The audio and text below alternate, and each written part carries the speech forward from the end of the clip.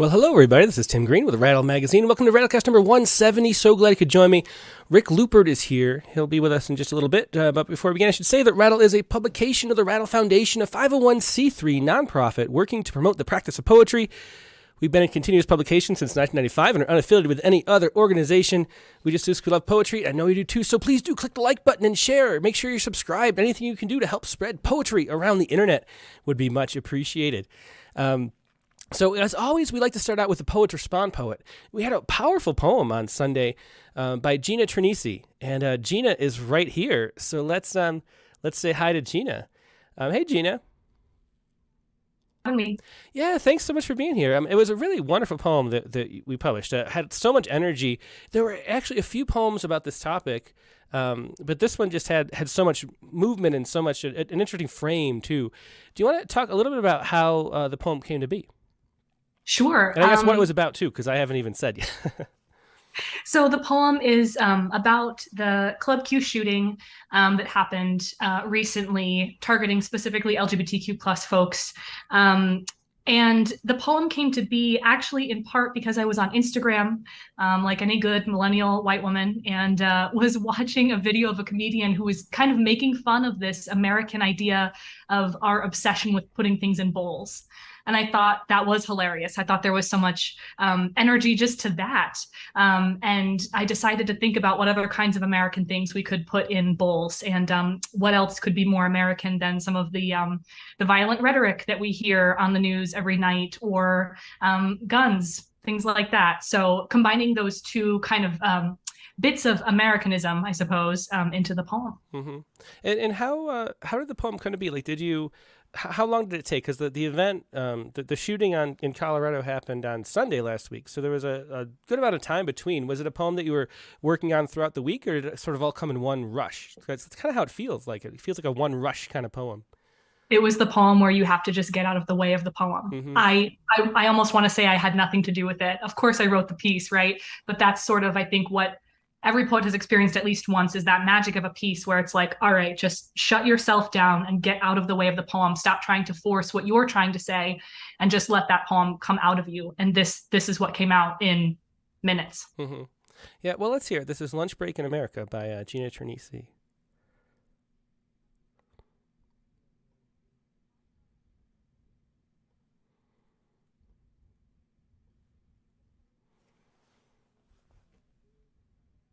I want a bowl of broccoli cheddar, not an apple, a baguette on the side. I said a bowl of hot sad.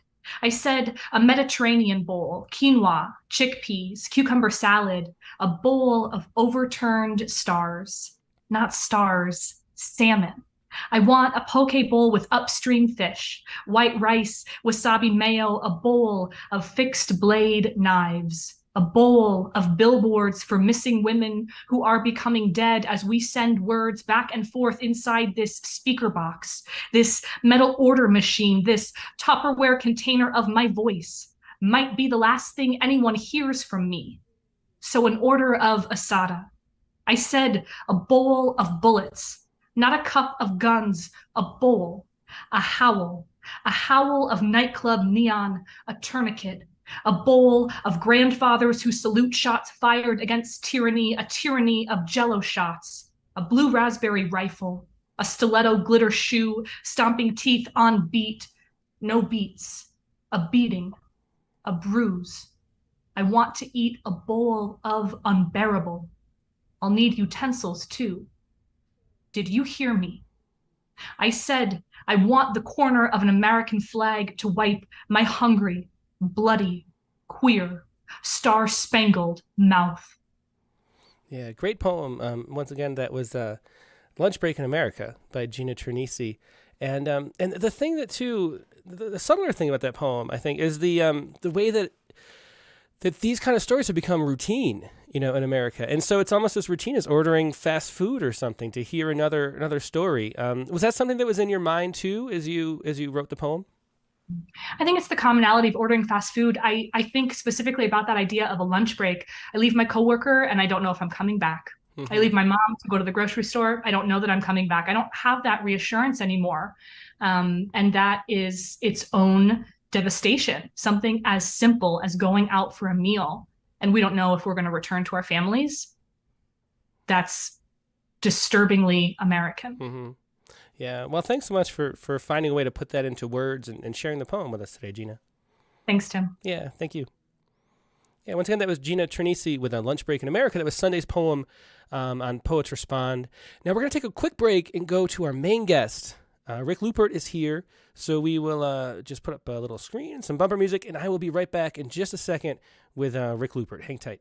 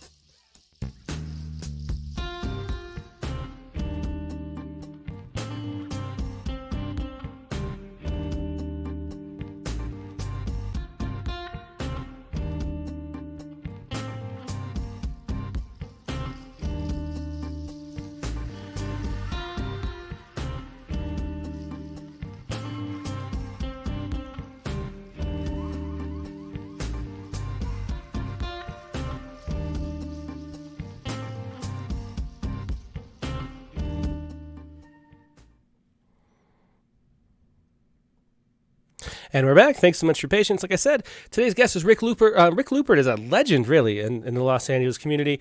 He's been all over the place as long as I've been in LA, which is almost 20 years now. He's been involved himself since 1990. He's a recipient of the 2014 Beyond Baroque Distinguished Service Award for service to the LA poetry community. Just so well deserved. He's also the author of 21 books. And they have great titles like Paris, It's the Cheese, and Brendan Constantine is My Kind of Town. His most recent two books are I'm Not Writing a Book of Poems in Hawaii and God Wrestler. Well, actually, I think God Wrestler is a little older than that. But Rick is one of those poets who just puts out a lot of really fun books, and a lot of people know who he is. A lot of people know him from the Poetry Superhighway, too, which we'll talk about. It's a great website and great reading series online, too. He lives in Newhall, California with his wife, Addie, son, Jude, and 3 cats, it says in this bio. But I saw another bio with 5 cats, so hopefully it's an addition, not a subtraction. But here he is, Rick Lupert. Hey, Rick, how you doing? I'm good, thanks, Tim. The bios do fluctuate based on the number of cats, so it's currently at 3. Is it? Okay. That is the accurate number, but if it changes over the course of the next hour, I'll let you know. Thanks. I really would appreciate that. We need the cat updates, Rick. Do you want to start out with a poem? Sure. So I've got this book that I wrote that came out a couple of months ago called I'm Not Writing a Book of Poems in Hawaii, and I thought I would begin with one of the poems from it. This one was written on the way. It's called Uber, parenthetically, or Lyft, I don't remember. 1. The fog in the Sepulveda Pass, it's almost as if Los Angeles doesn't want us to leave. 2. Who's ready for a lot of commentary about how I'm going to lose my phone in a volcano? 3. Our driver used to be our mailman. He still uses that pronoun. Or at least he was the mail person. I'm making adjustments for our new house, which he may know better than us. He likes our hill. He only drives on Tuesdays and sorts mail in Burbank the rest of the week. The way his Prius bobs up and down in the carpool lane makes it almost impossible to document this. 4. Everyone's got the same story. I only do this part-time as we leave the freeway at Howard Hughes Parkway, or is it Avenue? I need to do my research. people driving from here to there is just a cultural experiment I do to pass the time between sorting the mail and living my best life. That was Uber or Lyft, I don't remember. And again, from I'm not writing a book of poems in Hawaii. And the question that poem raises, and I've always wanted to know, because you have this, how many books of these of vacation books have you done so far? There's a bunch of them.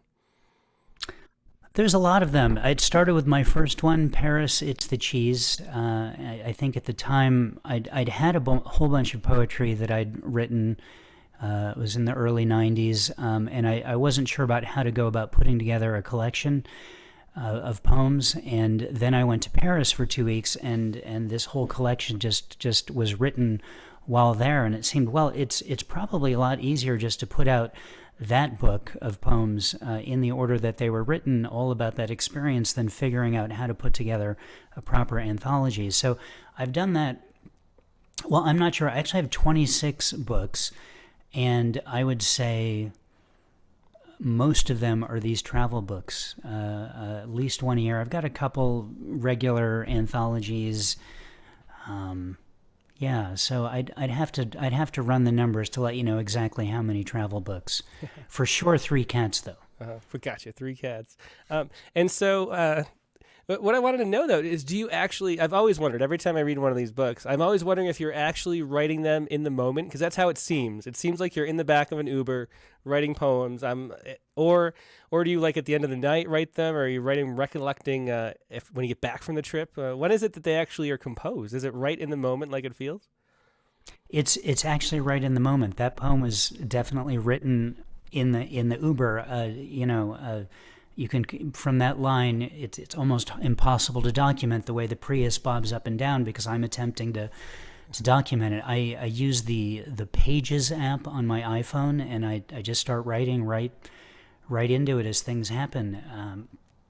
And it kind of goes back to when I first started writing. I would, a lot of my poetry is observational and, humorous sometimes, and I would see these things that I would think were funny, and then I'd forget them, and they'd be lost forever. So I started carrying around a little journal and just writing them down, thinking, well, at the very least, I won't forget these things. So it's if I do forget them, or if I let time go by, I'm not going to remember. So these are just about as on the spot as they can be. Though the longer ones in the collections tend to be written at night when I'm in bed before drifting off to sleep, but still there in the middle of the vacation.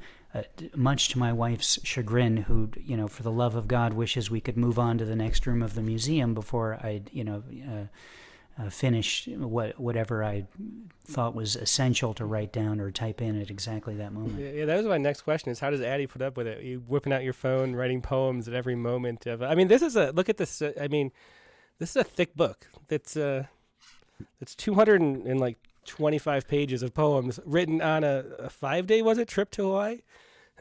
No, I'd say that was 10 days. Oh, okay, there you go. Well, that explains it. Right.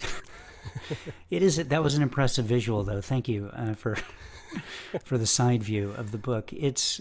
She's very patient, and sometimes she, wishes that I wasn't writing, and it's frustrating to her, and because I'm like deeply in this moment, and to her sometimes she's not part of the moment, and so I sometimes while I'm writing, I'll just immediately show it to her or read it to her out loud, so that way she can be brought back into our vacation. Mm-hmm. Well, let's hear another one. Do you want to read the parenting lessons next? Sure. This is one that I wrote. One of the reasons that we're able to go on these vacations, well, actually, in this case, that this won't make any sense. We typically drop our kid off at summer camp or to someone who's willing to watch him for a couple of weeks, and then we go on these trips. In this case, it was the end of the pandemic, and we hadn't been on a vacation in a long time. It felt like a long time, and we wanted to do something that felt easy, and Hawaii, which we'd never been to, felt like it would be an easier place to go to. And we brought Jude with us. Jude is our son. He was 12 at the time, I believe, and this poem actually was written about that, and it also happens to be the poem I wrote for the weekly Torah portion that week. I write a poem every single week for responding to text in the Torah portion, and this is the one that was that one, and it doubles, it gets to be in this book too, because, well, you'll see, it's called Parenting Lessons from the Holy One, and it responds to this line of text: "Do not say to yourself, because of my righteousness, God has brought me to possess this land." We brought our kid to Jewish summer camp 2 weeks ago. We armed him with all the socks he would need, face masks in his preferred color, and every essential one could need in the wilderness. All we asked was that he write us postcards, even just one, so we had a sense that he was still alive. We wrote him by the system provided every single day, but our trips to the mailbox proved fruitless. We made it so easy. The postcards already stamped and with our address on them. They were tiny too, barely space to write 3 words. He could have just written, "I am alive," even sent back a blank postcard, and he could tell us later he thought we were psychic. I would have found that hilarious. But now, less than a week before we pick him up, and we don't even know if he'll still be there, we'll dutifully show up. We'll pile his dirt into our trunk. We'll take him to brunch. We'll take him to goddamned Hawaii. We won't do these things to reward righteous behavior, but because this is what he has been promised. This is our obligation as parents. We would bring him to the wilderness and then carry him back across the river to his promised land. This is how the Israelites got across their river, despite decades of complaining and a golden calf, despite rebellions and broken tablets. The parent of all parents would not leave his children in the desert, and neither will we. That was Parenting Lessons from the Holy One. Again, we're reading poems from I'm Not Writing a Book of Poems in Hawaii, the ironically titled collection by Rick Lupert. So, Rick, I've always wondered how, you got into poetry in the 90s really seriously and have been doing it ever since. How did you become a poet? Like, why? What was it that drew you to poetry? That's a great question. I'm not 100% sure that I knew I was writing poetry when I was writing these little observations in these little journals that I would buy. And eventually, sometimes they started getting longer, and I was kind of wondering what I was doing. And there was, I don't know if you ever got to go there, but there was a place in LA called the Iguana Café. No, never in did. North Hollywood. The heart of North Hollywood, a little venue, not exactly a coffee house, more of a performance space with a cooler of drinks that you could get, and a lot of different kinds of artists went through there, singer-songwriters, poets, other kinds of people. And I saw in the LA Weekly, which is the local alternative paper, there was a listing for an event there called the Poetry Circle, and the idea was you'd show up, you'd read a poem, and the other folks would give you feedback, kind of like, I guess, what they do at the Beyond Baroque Wednesday night workshop, though it wasn't labeled as a workshop. So I thought, okay, I'll go to this. I'll read a couple of the things I have in this little handwritten journal, and they'll say, oh, no, that's not poetry, and then I'll know, and then I can move on and do something else.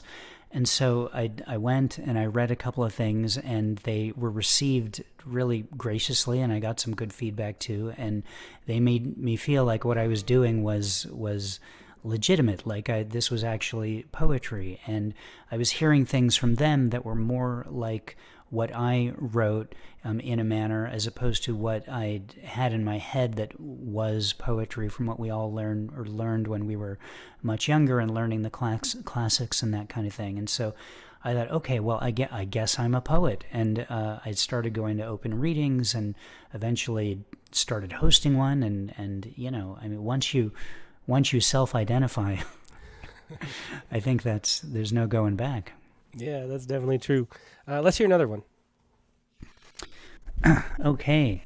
We're We're on page 59 of I Am Not Writing a Book of Poems in Hawaii. This one is called It Is 7 in the Morning in Honolulu, Hawaii.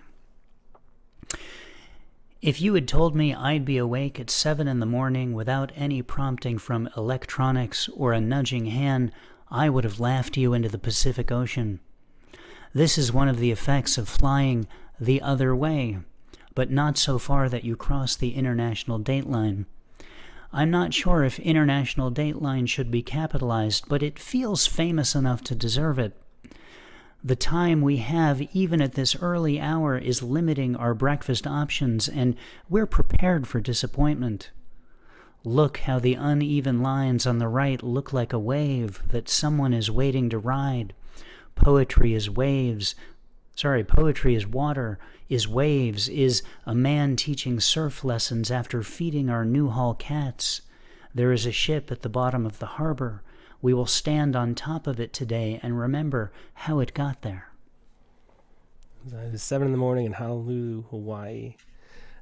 So with all these books that you've written about places, is there a vacation that you visited that was your favorite? And then did that end up with a good book because of it? Or was it like the worst vacations make the best books? What is the correlation between good vacations and good books?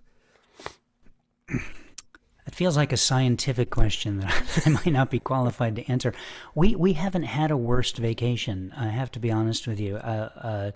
We go to places, famous places, and places we've never been with like hugely wide open eyes, and really ready to love whatever that place is on its own terms. And we try to go on a vacation every year, and it's we've kind of been to all the really famous places, so it's like, well, where can we go that's going to be cool and we're going to have a good time? So this last summer, for example, we went to Savannah and Charleston and Asheville, which we didn't know anything about, but they turned out to be really great places with lots to do. I have to tell you, the book of poems I wrote in New Orleans, which is called Donut Famine. I forgot. It's called Donut Famine. It has a special place in my heart because I was so in love with New Orleans. I just watched the HBO show Treme, which is all about post-Hurricane Katrina New Orleans, and it had a big emotional impact on me. And so when I was there, I felt like I was, I don't know that I was, but I felt like I was connecting with people and the places and its history and its music especially, in a really big way. And I was weeping around look, there's a guy playing the drums, and I just, would just start weeping. And so, maybe that one has an extra emotional oomph to it when people read it. I don't know. And so I imagine that doing this, having this practice of making books after your vacations or during your vacations, as it were, it must make the memories stand out more and make the vacation seem more vivid in your head if you're sort of chronicling moments and thoughts and things that you notice. If I think of my vacations, there's certain things I remember about each one, but like 5 maybe, not like 250 worth. So is that part of the draw to doing this? Did they make your vacations more vibrant? Maybe. It feels like having done these books so many times, there's also a lot of pressure going into them that not only is it expected of me, but that I expected of myself. And so you can imagine going into a 2-week or 10-day experience and thinking, oh man, there's no way I'm going to get a book out of this. That's sort of the premise of the name of I Am Not Writing a Book of Poems in Hawaii. It was a shorter trip. It was a trip for the first time that we were bringing our son on. I just thought there's just a recipe for not writing a book, But I don't know. I don't think it. I think I enjoy the trips. My favorite thing to do is travel and to leave my element and to have the only responsibility being to make sure that I eat that day. I love being in places where things happened. And if I happen to write poems there, that's great. Elizabeth Iannacci, a poet you may be familiar with, an LA poet, when she was struggling a few years ago with writer's block, we were talking, she just kind of looked at me and said in sort of a disgusted way, you just document your life. So, and it made sense to me, and I thought, yeah, okay. And so, rather than necessarily having an efficient answer to what you asked, I would at least offer this method of writing poems and books to anyone else who's suffering from writer's block. And it's like, well, if you don't know what to write about, how about you just kind of look around, and write about whatever it is that's right there, or what just happened to you, and you might come up with something. So already people are asking what your next vacation might be, and Danny Mass suggests Sunset Beach, North Carolina, best beach ever, he says, and also Calabash, North Carolina. He's really rooting for you to go to North Carolina. Do you have any plans for your next trip? Well, the last trip, which the book isn't out yet, was written in North Carolina and South Carolina and Georgia. As a matter of fact, it's going to be called the Low Country Schwitz. And the next trip, we're trying to figure out, we might go to Scotland. I actually have a ticket reserved to Scotland, but not one back. So, and my wife mentioned to me yesterday that it's important that there's also a return ticket, but trying to fly on miles and stuff, we just haven't found the right thing yet. So it could be, the next book definitely will be one written in North Carolina, though we did miss that beach. My apologies. Low Country Schwitz, and we may go to Scotland next summer. Yeah, that'd be definitely looking forward to both of those. Let's have another poem. Okay, this was written. That's all I have to say about it. It's called Hunka Hunka Hilton. Did I tell you this was Elvis Presley's preferred hotel? There's a statue of him and a detailed sign that tells you this is where he stayed. This is a nice full circle of our trip to Memphis 2 books ago, where we went to his house, which is where he also stayed. Like the full circle of being in Pearl Harbor today, where our war began, after being in Hiroshima 1 book ago, where our war ended. That is Hunka Hunka Hilton from I'm Not Writing a Book of Poems in Hawaii.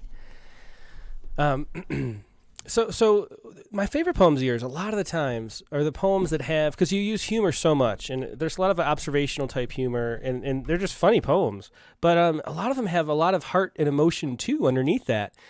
So what do you think is that, like, what are you going for with the poems in that regard? Are you, is that something that you consciously do, is like using humor to layer in, so you kind of sneak up to people with humor and then hit with some serious stuff sometimes? Is that a plan, or do they just come out how they come out? What's the writing process like, and what are you going for? Yeah, they definitely just come out like they come out. I'm often not sure where a poem is going. I have tons of poems, especially in these books, that are just 2 or 3 line observations, and it really was just, I thought of a funny thing, and that's really all I wanted to say, and so that's what I write. Brodigan, who's my favorite poet, and did that too, I think, and I think I learned it from him. He's got a poem in his book, The Pill versus the Spring Hill Mine Disaster, which is one of his poetry collections. The poem title is Man, and it continues, with his hat on, he's about 5 inches taller than the taxi cab. And that's the whole poem, and so I thought, man, you can just, there's poetry in what we see in these observations,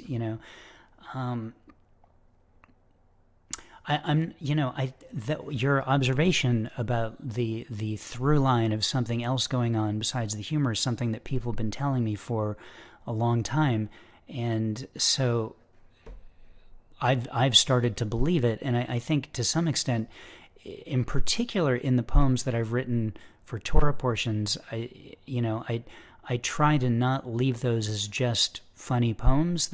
Occasionally they come out like that, because I feel if you're bothering to engage in that text, the idea is what can we learn from it, and so I'm trying to give some kind of inkling of what I'm learning from it, and sometimes that's an observation, that's a struggle.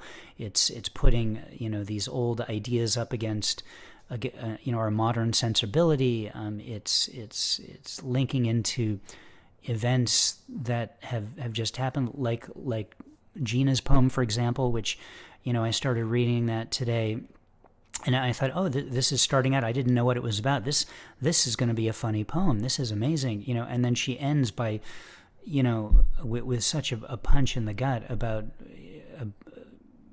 responding to that event. So I loved it so much, and was loved that it took a turn from this what could have been an absurd poem about a difficult experience at Chipotle to this terrible tragedy of an event. Yeah. So you kind of answered a little bit about something I wanted to ask too, which is you mentioned Brodigan as your favorite poet. Do you think of it? Because another thing that I think about your poetry is irreverent, and that's kind of the word that always comes to mind. Because you just seem, your press that we self-publish these books. It's called Ain't Got No Press, which I'll put on the screen really quick. Oops, upside down. Ain't Got No Press is the press from Poetry Superhighway, and there's this kind of like screw it all, I'm going to do whatever I want and have fun kind of attitude to what you put out, and there's no sense of ever any kind of sense of like the established mainstream poetry needs to care what I'm doing or I have to please anybody with anything I'm doing. That's really central to so much of what you do. Where does that come from? And is that a conscious perspective that you're putting into it? And what other poets are you drawn to too that act that way? Yeah, it's definitely conscious. In not that I'm trying, for the sake of doing whatever I want. I just, it's more like, well, this is what I want to do, and if it doesn't happen to fit into someone else's rule or whatever, I'm so sorry, if this doesn't, work for you. But this is what I want to do, and I think, It seems like so many times people are seeking validation, and they want to be accepted into a particular group or box or magazine or whatever it is for that validation. And to me, you part of the main reason you should be engaged in any art form is because you love doing that art. And for me, it's so much fun to write this way. In the last one I read, I'm referring to other books, and well, this was 2 books ago. And so it's, that's sort of a breaking down of the fourth wall, I guess. And it's, why not do that? It's fun. And I think if it can't be fun, if I can't enjoy it, I shouldn't be doing it. And if the ultimate litmus test for my work is it's someone else's validates it, then I shouldn't be doing this. Mm-hmm. Yeah. And other poets, Brodigan was the first. I think to some extent, the comic sensibility comes from outside of poetry. I was a huge Monty Python fan growing up, and that's kind of an anything goes, just ridiculous. So why can't that sensibility be applied to poetry or other kinds of things? And I've always said that my favorite poets are Brendan Constantine and Jeffrey McDaniel, in addition to Brodigan. And Brendan in particular seems to always be reinventing, what's possible in poetry. I think I mentioned in the poem to refer to the right side of the poem where the lines are not even, and he has a poetry form that he came up with where, like the visual, like the way the poem looks, like imagine the side of a building and you're writing a poem that would go, that would fit along what you're seeing there. And would you have to jump over the window with the line? Would it, would you end it, that kind of thing. It's so interesting and unusual and not anything I've seen before. Mm-hmm. Yeah. And how, it feels like you've, everywhere you've gone, you sort of create your own stuff, like you had your own reading series for so long, which was such a great reading series. Then the Poetry Superhighway, your own press. It feels like you're one of the few people who just goes out and does your own thing, that what you want to do, and you just do it yourself. Has that always been a part of your personality to leap in and make things happen? Yeah, well, the reading, I should mention, I took over from someone. I hosted it for the Cobalt Café reading for almost 21 years. It lives on now. It started up again. The venue closed in 2014 when the pandemic hit in March of 2020, was it? Or 19? I forget. But I started it up as a Zoom series again. But it's, someone else hosted it the first couple years, and I took it over because it seemed like it would be fun. When, in terms of self-publishing and putting up my own websites and things, I really like just doing the thing without getting stuck on in a committee. I've had jobs and work on projects. I'm a graphic designer, by trade, and so I'll design something for someone, and then 6 other people have to look at it, and and everyone's got 6 people looking at it means there's 8 opinions that are going to come back, and and it's like, and so you lose kind of any investment in it when you're getting all this. Well, change that needs to be a millimeter to the right, or else it's terrible. So I really enjoy just not having a committee to answer to. I really love just doing what I want to do the way I want to do it. Not that I'm not open to feedback, or when there's a lot of projects on Poetry Superhighway that happen in different ways, and some, sometimes someone will say, hey, this affected me in this way, or I couldn't do this, and then I'll learn from that and say, oh, that's a great idea. We should change that to do this that way instead. But it's really just not wanting to answer to a committee, I guess, is the answer there. Yeah. Well, if anybody has any questions for Rick Lupert, please leave them in the chat windows, either on Facebook or YouTube. I'm monitoring both. Not Twitter, so if you're on Twitter, find Facebook or YouTube. But let's hear another poem, Rick. Oh, okay. This one was written for, we went on a circle tour on a bus all day of around the island of Oahu, and we met the tour guide Jack, who turns out back in his day he was a slam poet in Hawaii, so we bonded and just started talking about things. This is called Jack. I met Jack today, and so much of Oahu, its hats and blowholes, its shrimp farms and bird sanctuaries, its macadamias and just the heads of its sea turtles. The Pacific and I became one. I saw the valley where the plains first breached the land. I had nuts and coffee and sugar cane. I had fruit, the names of which only my wife could remember. I circled the island with Jack, who told us everything he knew. This was the day that Jack built, Jack of the land. And that was Jack, again, from I'm Not Writing a Book of Poems in Hawaii. Can you tell us more about the Poetry Superhighway? Because there's so much that you do with that website. It's almost like a never-ending portal of poetry stuff. How did it come to be? And did it seems like it grew organically, because there's a reading series. It's Monday at 2 p.m. Pacific, I think, right, is your reading? Sunday, I should say. Once a month on Sundays at 2 p.m. Pacific is an open reading. It started, the day after Al Gore invented the internet. I put up my website thinking, okay, well, now it's time to have a website, and I thought I'll put my poetry up there, and that's what it'll be. So I decided to name the domain Poetry Superhighway, because that's what the vice president was calling the internet. So it seemed so clever at the time, though now it seems a little too meta, maybe, I don't know, but we're not changing it. And I realized, or I should say it occurred to me early on, that the way to get people to keep coming back to a website it needs content that changes. If you never change anything, there's no reason for anyone to come back. So I wrote to some friends and I said, hey, send me your poetry website links, and I'll add them to a page on my website. And okay, you know what? Why don't everyone send me a poem, and I'm going to put up a poet every week. And it turns out people really like opportunities to get their poems published, And so again, this was just a page on my personal website. So I thought, well, man, I better put up 2 poets, because otherwise I'm just, they're coming in too hot and fast. And I realized quickly that this was a whole other thing besides my personal website. So I split them off into into two separate entities. I think that was 97 maybe, and have been publishing two poets online ever since, every single day.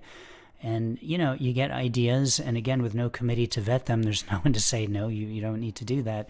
I think one of the first things that I did was a poetry contest, and so I thought, well, what's going to make this contest different for people? And how about if everyone gets a prize instead of just the winners? So $1 per poem entry fee. And I reached out to other people like you, people who individuals, and said, can you donate some prizes to this? I want to give something to every single person who enters. So sure enough, I got 3 different people to judge the contest, and there were winners, and they won all the money. But then every single other person got a prize that was mailed directly to them from a sponsor. Things like that. We're right in the middle of the ebook free-for-all, or if you happen to have a PDF of your poetry book, you can submit it. And on December 1st, later this week, all of those are going to be free to download for 24 hours. There's no cost to that. Just for fun, I can keep track of how many times each one was downloaded, and we'll put those numbers up afterwards. That grew out of the Great Poetry Exchange, which was, the idea was, this thing where everyone gets a prize at the end of the contest is cool. How about we do it without a contest? So you just offer to send your book to someone else. And so we collect those over the course of a month. And at the end of the month, I send people emails. Okay, you send your book to this person. You send your book to this person, etc. And then people would say, oh, well, can I submit my ebook? And no, this is just for physical books. There's something cool about getting a physical book in the mail. And that's how the ebook Free for All came about. So, I just come up with these ideas. My wife, tell them to my wife. She walks out of the room, and then I just implement it.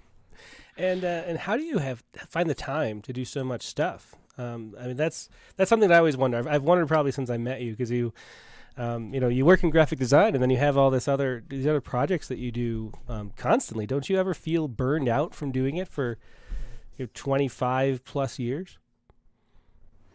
Yeah, I do.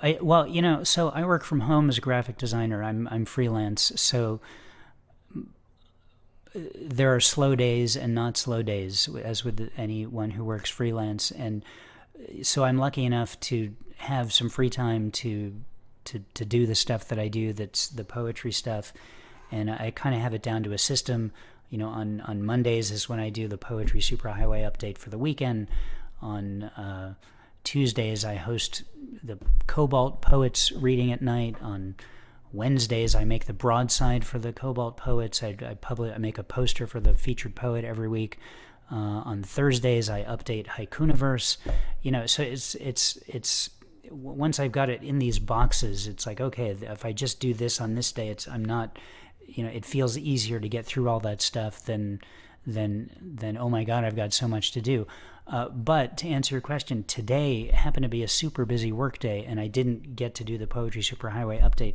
That doesn't mean it's not going to happen, but it just means, oh no, now my week feels really busy because I still have to do that, and I didn't get it done today. So usually it's not like that. I can manage to get through stuff, but compartmentalizing helps a lot. What's the Haikuniverse? That's something I'd never heard of. The Haikuniverse. That was another fantastic idea I had to, I thought, well, man, what if I bet I could publish a haiku every single day, or a short poem of some kind. That seems easy enough, right? So I thought that up one day and built a website and put out a call for submissions, and they came in at haikuniverse.com. At first I thought the word Haikuniverse was really cool, and I thought, okay, that's cool enough to have a website, Haikuniverse. So the domain was available, and then there was no other, there was no way back.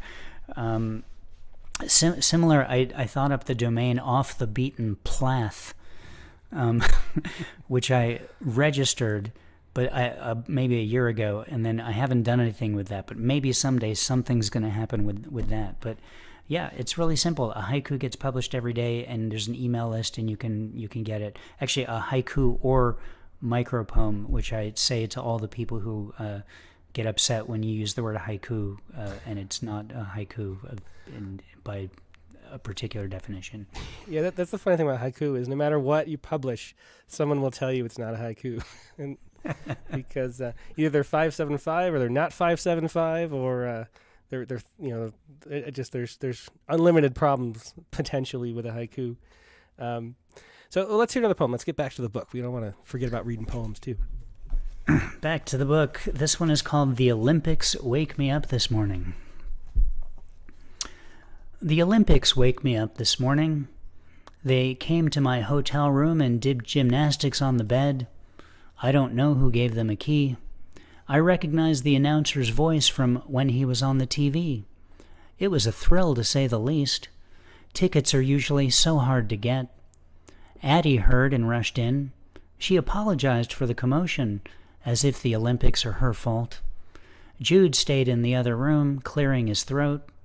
It was a little early for me, as I usually don't have the Olympics over before coffee, and they didn't want any. So I faced them towards the window and went to take a shower. That was the Olympics wake me up this morning. So do you, with all the poetry superhighway stuff, do you log how many people participate? Like, do you have a sense of how big? Because it feels like, and in the chat windows, people are saying, like, I've done stuff on the poetry superhighway, and people know about the haiku Cooniverse, which I somehow didn't because you do so many stuff. Do you have a sense of like how big the community that you've built over the last couple decades is? Not exactly. I think at one point a number of years ago, I kind of multiplied 2 times the number of weeks, and it came up with a rough number. I use WordPress to host so I can see how many posts there are, and there's maybe 1,700 posts, so and at least 2 poets per. So, you can kind of run the numbers that way. You get a community is something though that a word that is really important to me in any of these activities. Again, I think so many of us. In my observations, I see so many people who seem to be just in it for themselves, who don't, and their own opportunities, as opposed to participating in a community where there are other artists who you can learn from. And I've said this a bunch of times, whenever anyone asks, but it's like you're putting on a poetry event and someone asks, well, is there an open reading? And if there isn't, you see the look on their face like, oh, well, that's not something I would do, and it feels tough to hear that, and it's like, well, do you go to a movie theater and demand to show your own film before you watch the movie, is what I like to say in response to that. So it just feels like giving people opportunities to interact with each other and to appreciate each other's art is really important. And it should be really important to individuals who write poetry or do any art. I mean, you can't learn how to do it without seeing how other people do it and deciding whether that's the way you want to do it or not, Mm-hmm. What do you think that is? Because that's something I wonder about all the time, is that, if you do a poetry workshop, the best poetry workshop that has the most people signing up right away, or how do I make my poems better, that kind of thing, or how do I get published, those kind of workshops.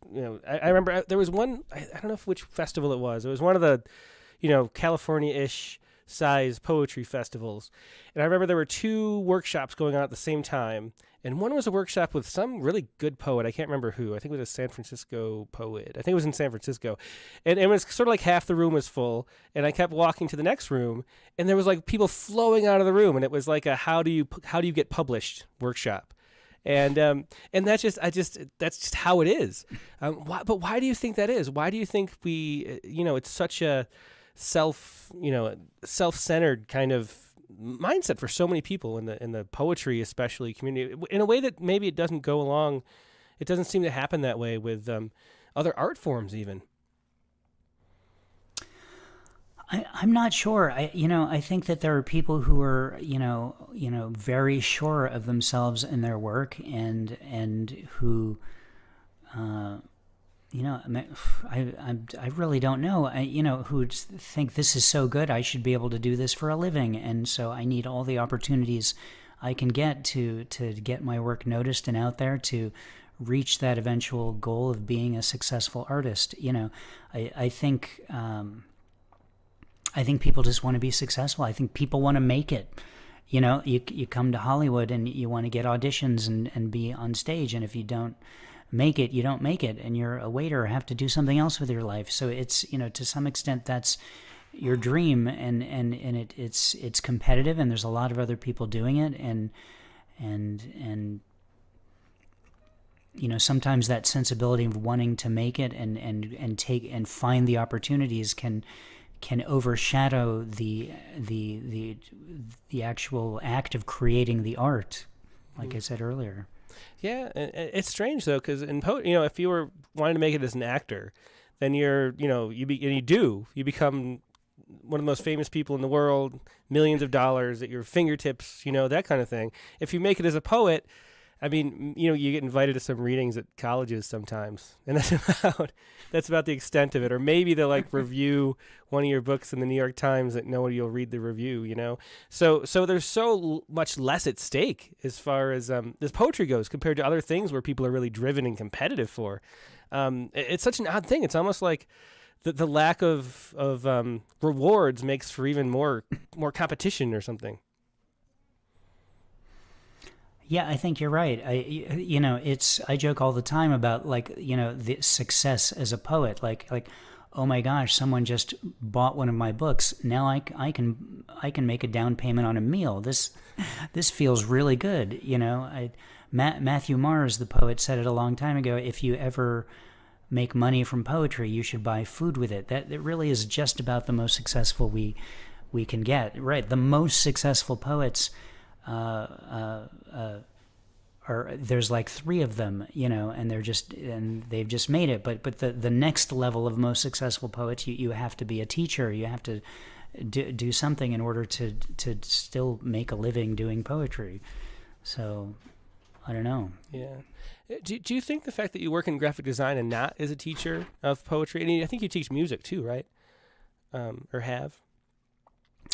Yeah, I work at a synagogue as a music teacher, and my wife, or Addie, and I, we lead at another synagogue services on Friday nights once a month. So what was the question? I didn't get to the question. The question was, do you think that because you don't have to teach and don't work in literature, do you feel like you're more fresh and that's why you have a lot of energy for doing things like Poetry Superhighway and writing a book over the course of a 10-day vacation?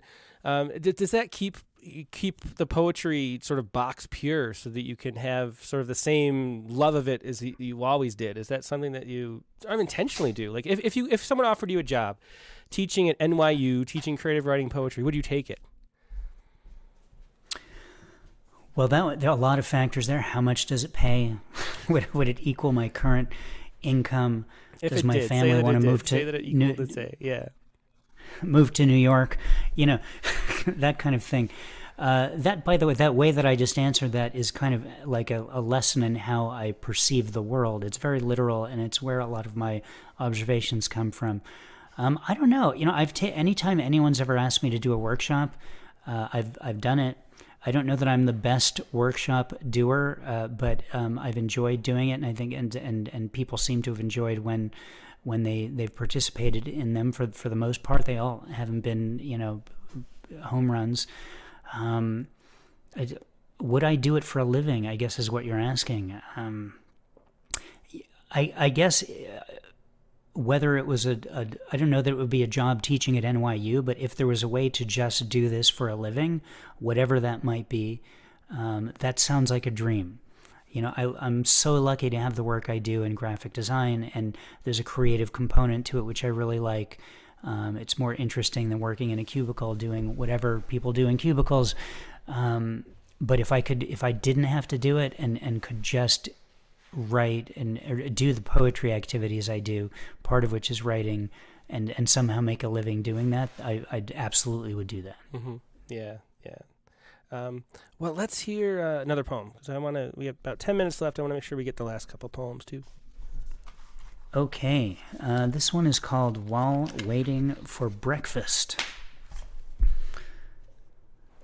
A man touched a leaf coming out of a rain gutter. The Olympics slept like babies. People synced their devices. I learned how to spell synced. Sodas were delivered in bulk. Coffee got uninvented. The Roman Empire fell again. The bathroom key traveled the world. People wrote their names on a list and prayed. Babies were born.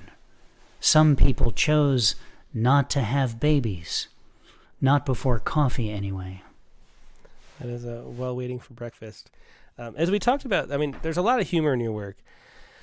And do you find, is there a formula for making a poem funny? That's one of the things that I've always, we had a humor issue, which you were in, and that was the hardest issue to actually put together, because we found that so many poets, like, they thought their poems were funny, and then you see them on the page and they're not funny.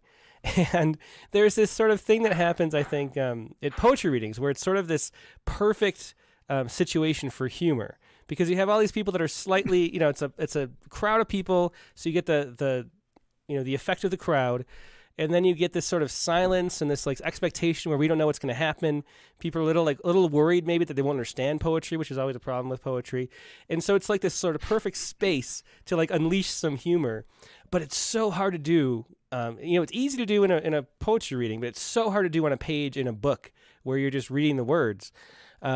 Is there a way that you go about translating, humor into just text on a page? It seems like that's such a hard thing maybe the hardest thing for anybody to do. If you could do it, if you could write poems that made everybody laugh all the time, and people would love poetry a lot more, I think, So is there a way that you approach humor for the page? Gratuitous use of line breaks. Not laughing at your own jokes like I just did. I think, I don't know. I think, again, like if you're either funny or you're not funny, and I consider myself to be a student of comedy. And that's sort of like the curse of being a poet. Like you're kind of an imposter in the world, just like observing it and assessing it, and what's wrong with the thing you're experiencing right now, and it's grinding you to the core. And I kind of look at comedy.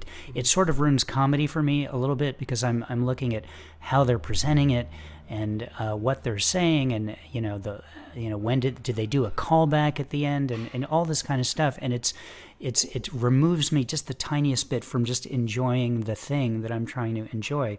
And so I don't necessarily, I guess first comes the writing, and if it's a short poem, it's just just the observation, and it's a funny observation, then there's not a whole lot of work to do on the page. I just put it down. But then in terms of how does a longer thing work for a page, whether or not it includes humor, I think there's something about the way a poem looks. I think,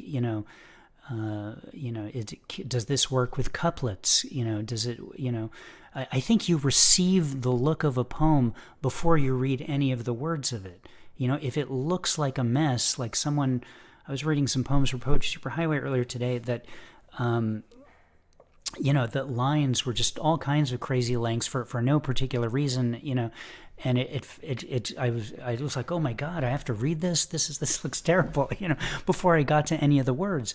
So, I think organizing the way line breaks are and seeing if it works in couplets or triplets, to me, creates an interesting look without even the words being considered to begin with. So that's probably the most I do to try to fit things on a page, not fit things on a page, but fit things for a page.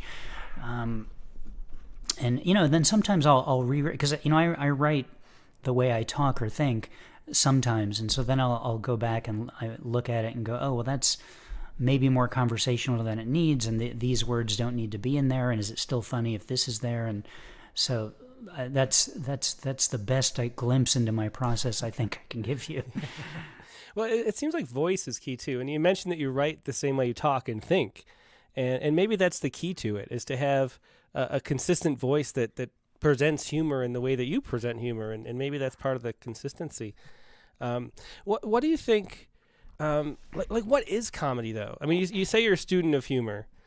So what is it? Like, why do we laugh? Like, have you thought about that? About what makes something funny? Like, why, if you see something, why is your reaction funny? And you mentioned, things being wrong with the world. And a lot of times humor is around things that are wrong.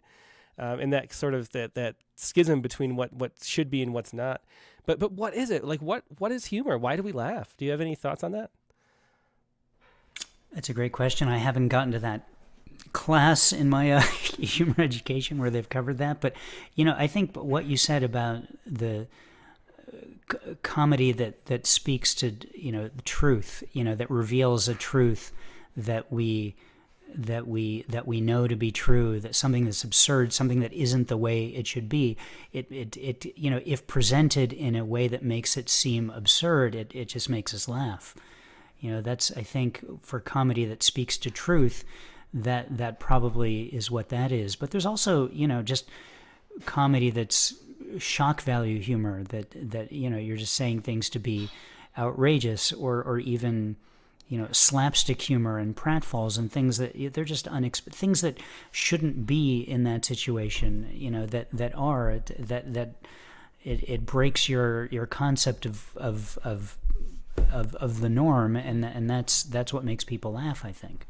Yeah, it's just always so interesting to me because there's something about a poem, even when it's a serious poem that makes you have an emotional reaction, that's very similar to humor and that sense of both like seeking truth and breaking the norms. I think, Brendan Constantine, who's your favorite poet and one of mine too, he's amazing. He talks about, I think in the interview that we did with him, he was talking about how one of the things he does when he can't write is just think about how an alien would see this situation right now. And then he sees the absurdity in it and then runs with that, and that becomes a poem. And they're not like necessarily funny poems, though. It's like you see an insight, and somehow there's just something connected between humor and poetry that I've never been able to figure out in 20 years of figuring it out. I mean, do you have any idea what that is? No. But I really don't. What you said that Brendan said in terms of looking at the world as an alien, I think it sort of echoes what I just said to some extent. You're seeing things that aren't normal, which is why when I travel, everything is kind of absurd. Street signs.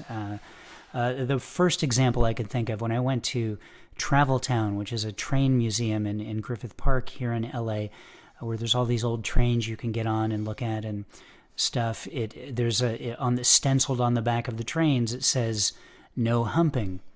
Now that's not graffiti. That apparently there's some method in which trains connect, or I don't even know, and it's referred to as humping, and that's not the right way to do it. But here I am, an alien, on planet Travel Town, and I know what humping is from a different context, and it's like, oh my God, that, I brought children to this. What is happening here? So it's just kind of allowing yourself to see the absurd, what's normal to someone else as an alien, I think is a great way to put it. Mm-hmm. Well, one last question, because we have one from the audience that I skipped and missed. So Martha Deed asked about graphic design, and she says, I think Rick's graphic design training informs his poetry. And then she said later, his comments about how the words lay out on the page, some of his observations about his poetry or visual, seems quite striking to me, she says. So do you think that what does graphic design have to do with poetry? There is a really interesting way too, where I don't know much about graphic design, but there's a way that there's one really great meme that's like, you'll read this text first, and then you read this text, and then you read this text, and you'll read this text last. And there's a way that the way that our eyes will move across an image that graphic design has to do, and how things will be perceived. Is that something that informs your poetry at all, as Martha suggests? Maybe. I think there's a sensibility that one has as an artist to create something.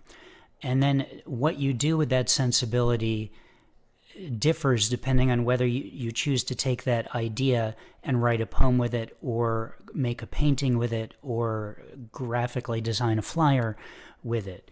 I think it all comes from the same place. So I don't know that one informs the other. I think my artistic sensibility, whatever that may be, informs all of the creative things that I do in the same way. When I first put up a website, I saw a lot of websites that were very busy. There wasn't a lot of design to websites when they first started. People were just putting lots of information.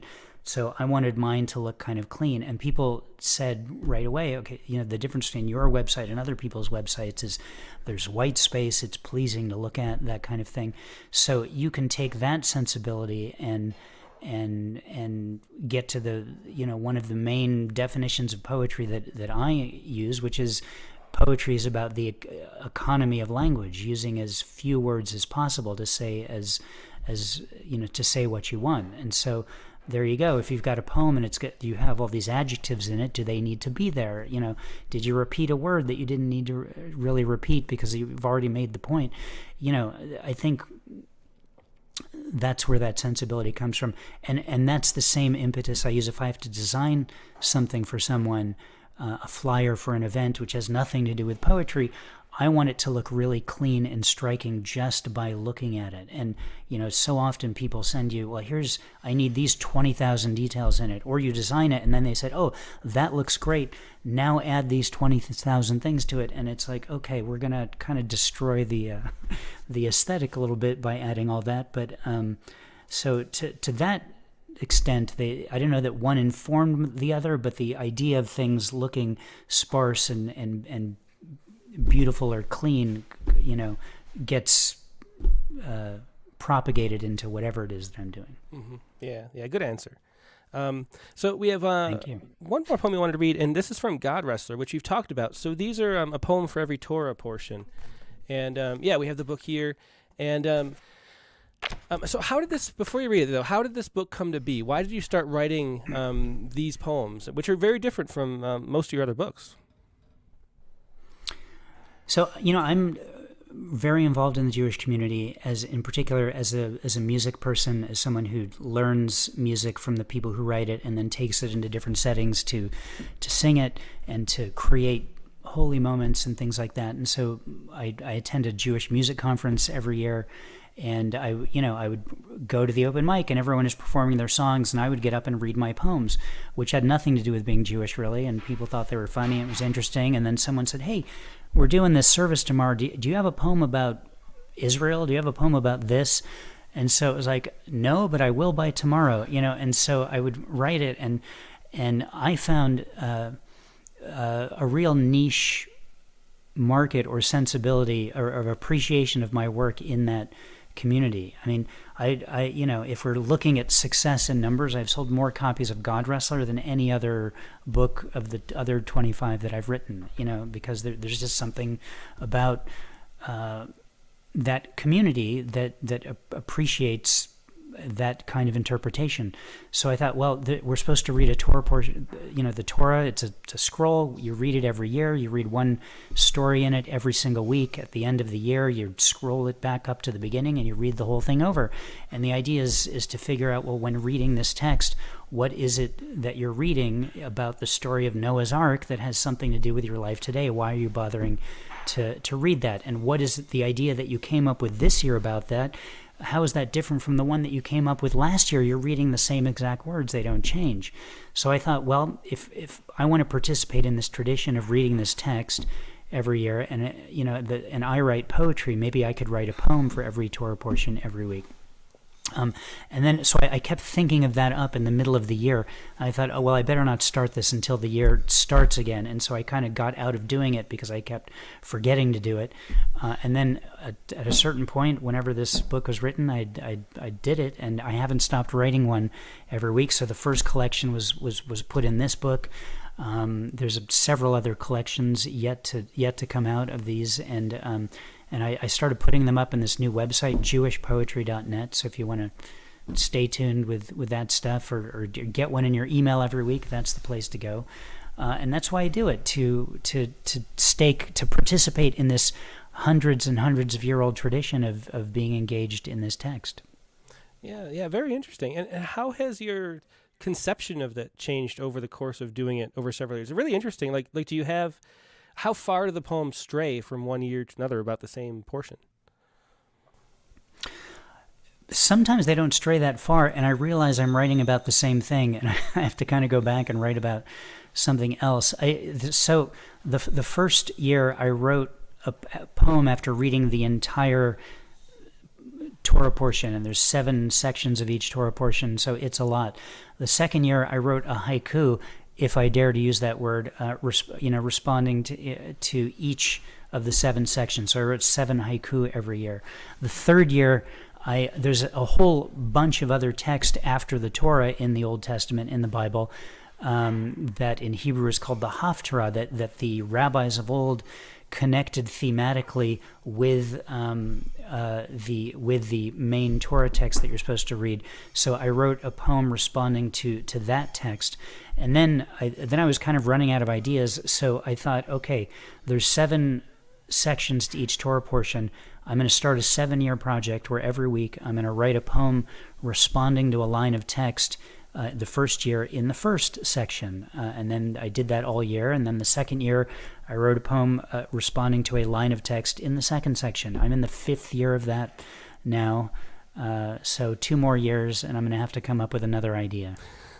Gotcha. So I guess the short answer is this year I'm writing about different text, and also different things are happening in the world. Very often these poems are responding to news events or connecting with my own life events. So, which it's that, because that's what's in my head. So I'm trying to, again, if you're trying to figure out what these poems have to do with you, if you see a line in a text that reminds you of something in your own life or something in the news, there you go. Mm-hmm.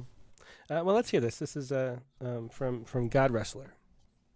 Yes, this. Now, the reason why I picked this poem is because this poem is responding to this coming week's Torah portion. That's also typically my rule when I'm doing a poetry reading. If I'm going to read from this book and it's part of the tradition, I'm not supposed to be talking about one from 5 weeks ago or 2 months from now.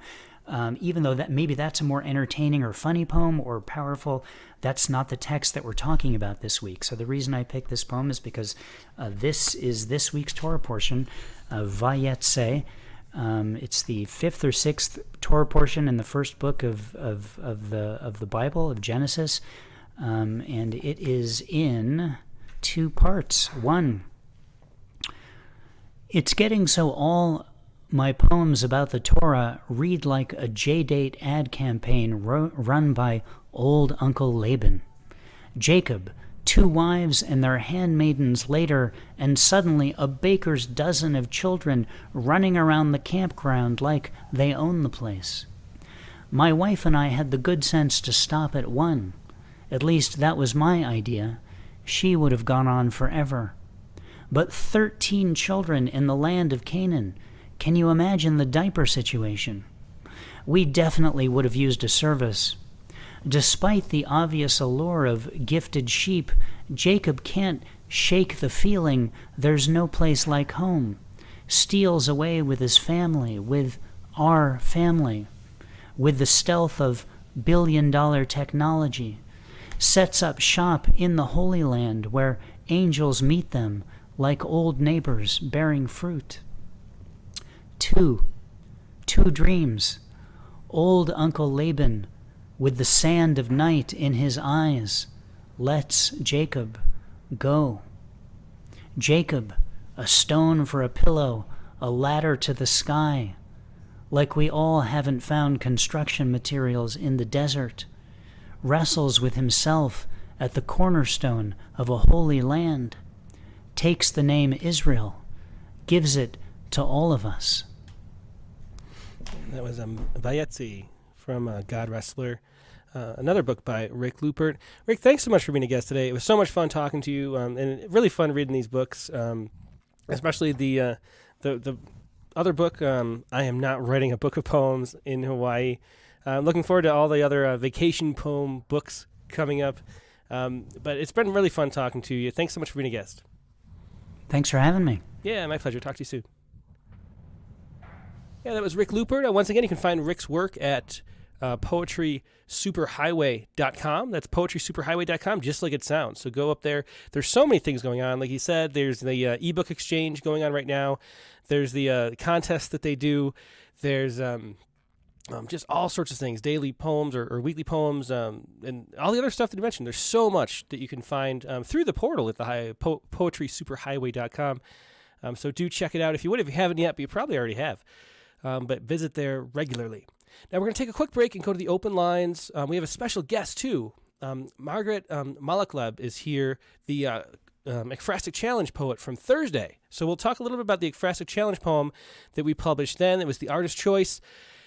And she'll talk about her how the poem came to be, and she has, I think, a prompt or something interesting for us as well. So we're going to do that, and then the open lines, but get the open lines ready right now. So how you do that is you first you email your poem to openmic, that's openmic at rattle.com. Then find the Zoom link, which I'm about to deploy, and join us on the Zoom call.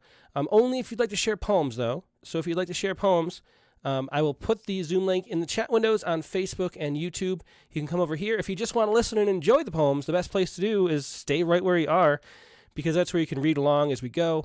But do email your poems right now to openmic, that's openmic at rattle.com, and then join us on the Zoom if you'd like to share a poem, or maybe two, depending on how many people we have today.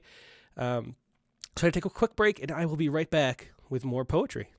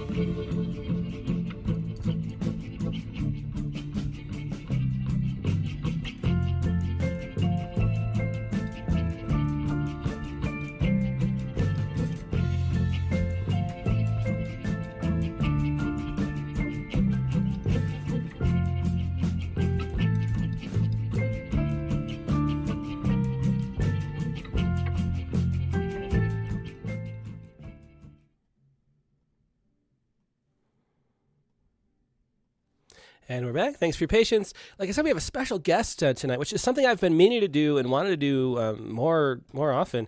But I keep forgetting to invite the Ekphrastic Challenge poets on the show. I think it's because the Ekphrastic Challenge poems we usually publish on Thursday, and by the time it rolls around, I forget about them for Monday. But we have Margaret Malochleb here.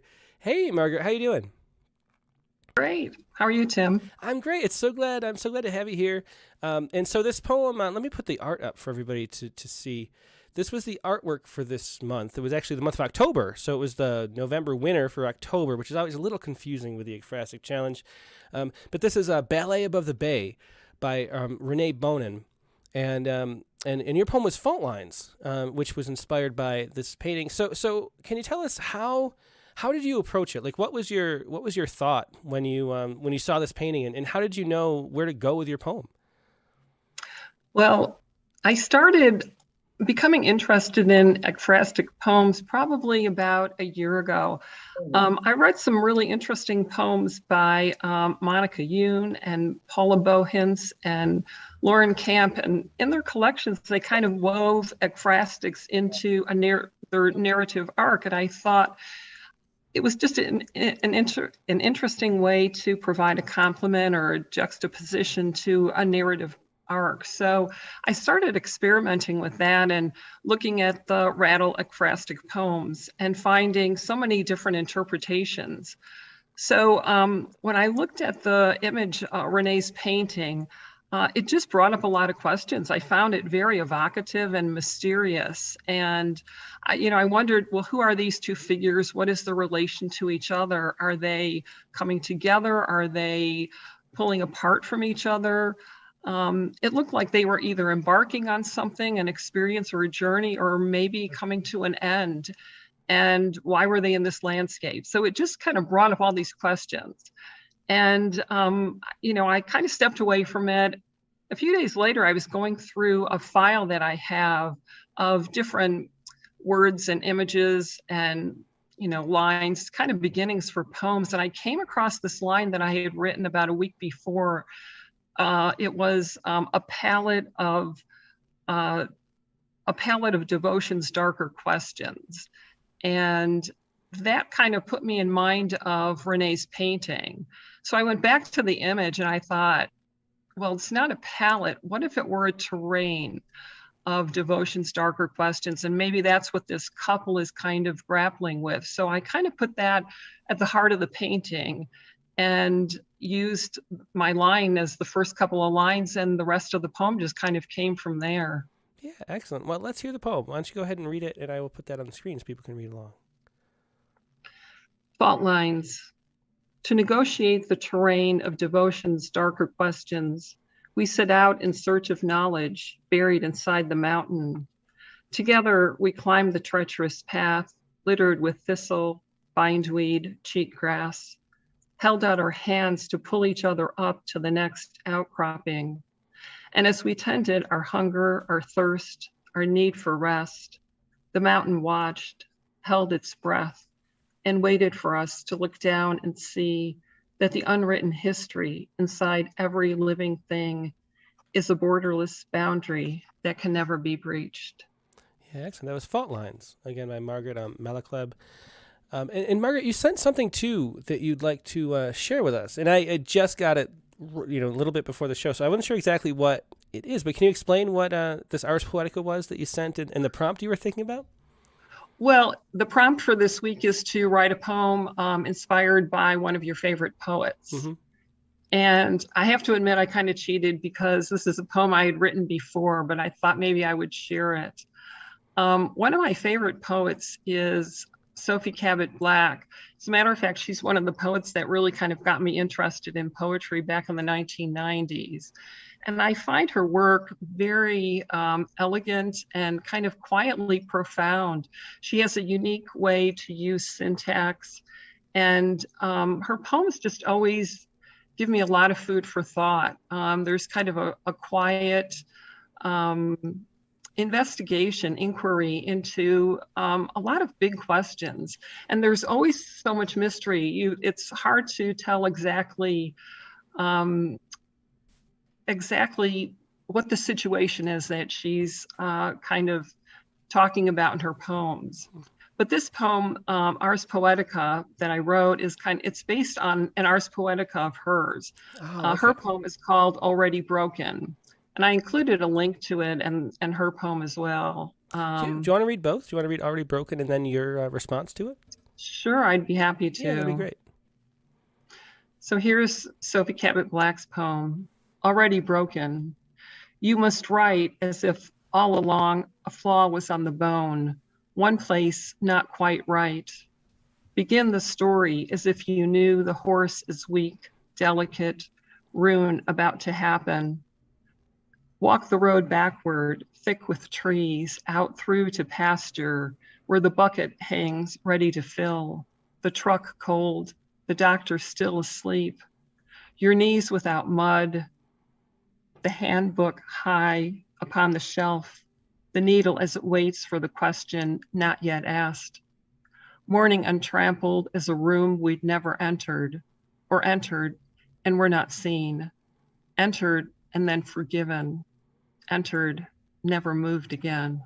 Oh, excellent! That's great. I'm not familiar with Sophie Cabot-Black. That's very cool. So glad to look a poem for me to look up later for sure. Yeah, she's written only 3 books of poems. Her books come out once every 10 years, and her last book, called The Exchange, came out in 2013. So I'm hoping that she'll have another book out maybe next year. Yeah, sounds good. That was what I was hoping for this prompt, was that there'd be, there's so many poets in the world, and even being completely immersed in poetry, there's every day almost I'm finding new poets that I didn't know are great, and they're great. Anyway, let's hear your response to that. This is Ars Poetica. Ars Poetica. You cannot walk the narrow line of language, decipher the ignoble narrative without unearthing the stones. displacement, the way the husk of bone ache surrenders to tenderness. Observe without anger each shortcoming.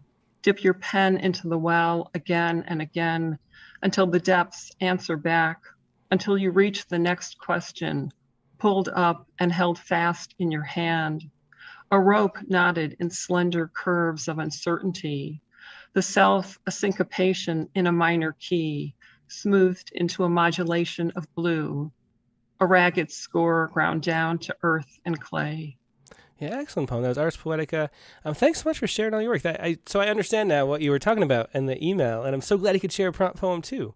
Yeah, thanks for doing the ekphrastic poem and then for the prompt too. I really appreciate it, Margaret. Great to have you here. Well, thank you. It was my pleasure. Yeah, thanks a lot. Yeah, and that was once again, that was Margaret Malochleb, who had the Fault Lines, the poem from Thursday's ekphrastic challenge, and then and a prompt poem too. So very cool. And as she mentioned, the prompt for this week was to I'll put it on screen. It was to write a poem inspired by your favorite poet. So that is there was a prompt for this week, and here's my poem. So my poem, I had an occasional poem. I was writing a poem for an occasion, and I think poets should be able to write poems for an occasion. I don't want to say because it's a surprise. The who it's for is not going to be watching the show, so it doesn't really matter. But I don't want to give any more details than that. But instead of doing my favorite poet, which I found it impossible to think of, like, who is my favorite poet? There's so many amazing poets that I love. I can't single one out, I don't think. But this is the person who the poem was written for's favorite poet, inspiring this poem. So here's my poem for this week. This is Sonnet from the Back Seat, and for blank, but we'll reveal that later maybe. But here's my sonnet from the back seat. I'll always think of you as gliding in and out of traffic on the 101. Another LA sunset sliding into view. We are on our way to something fun, a play it must have been. A cell phone wire is dangling from your ear, and someone needs to be consoled. It's clearly nothing dire, but still you care. Your love for all exceeds the bounds of any car, is more pervasive than the smoggy air. I know, for I have been the one to call when there was no one else to call. And so I know the grace of knowing you. Still it seems the more I've come to see, the more there is to know. That is my sonnet from the back seat, written kind of in the style of Elizabeth Browning, sonnets from the Portuguese. That is my sonnet from the back seat. So that was my prompt poem for this week. Let's see what you have for us. And I'm going to think we have 13 people on the line right now. One of them already read. I think we're just going to have time for one poem each. So let's just do one poem each today. Pick your favorite poem if you sent two. And let's get going. Let's have Danny Mask, who we've had Danny on the show. We've had his poems on the show. I don't think we've ever had Danny on visual before. I think he called in. Here's Danny Mask. Here I am. Hey, Danny. Yeah, great to see you. How you doing? I'm doing good. Doing really good. I Yeah. got a new computer, so I got weapons now.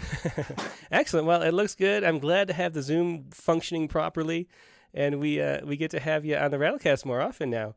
Let me pull up your poem. So this was let's see. Oops, I have to open it. Oh, it's a Pages file. Let me see if I can open that with something, because I don't have a Mac. That is one thing that I forget to tell people. It's always something. Oops. Let me see. Let me see if I can open this. And then we'll get Danny back. There we go. Oh, you got it? Okay. Let me see. Can I read it from the screen? No. And I can't even show it. So maybe, can you email it to me? Can you email me the poem and just in the body of an email? And then and we'll come back to you, because I can't open the Pages file with my PC. Okay. It doesn't want to do it. So I'm learning. This is the first time I've used Zoom too. Yeah, right, I forget to say that. There's always something that comes up.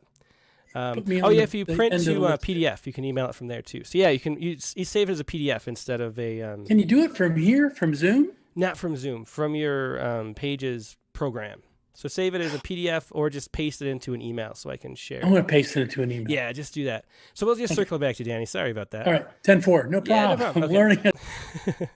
Okay, and let's go instead to Sharon Ferrante.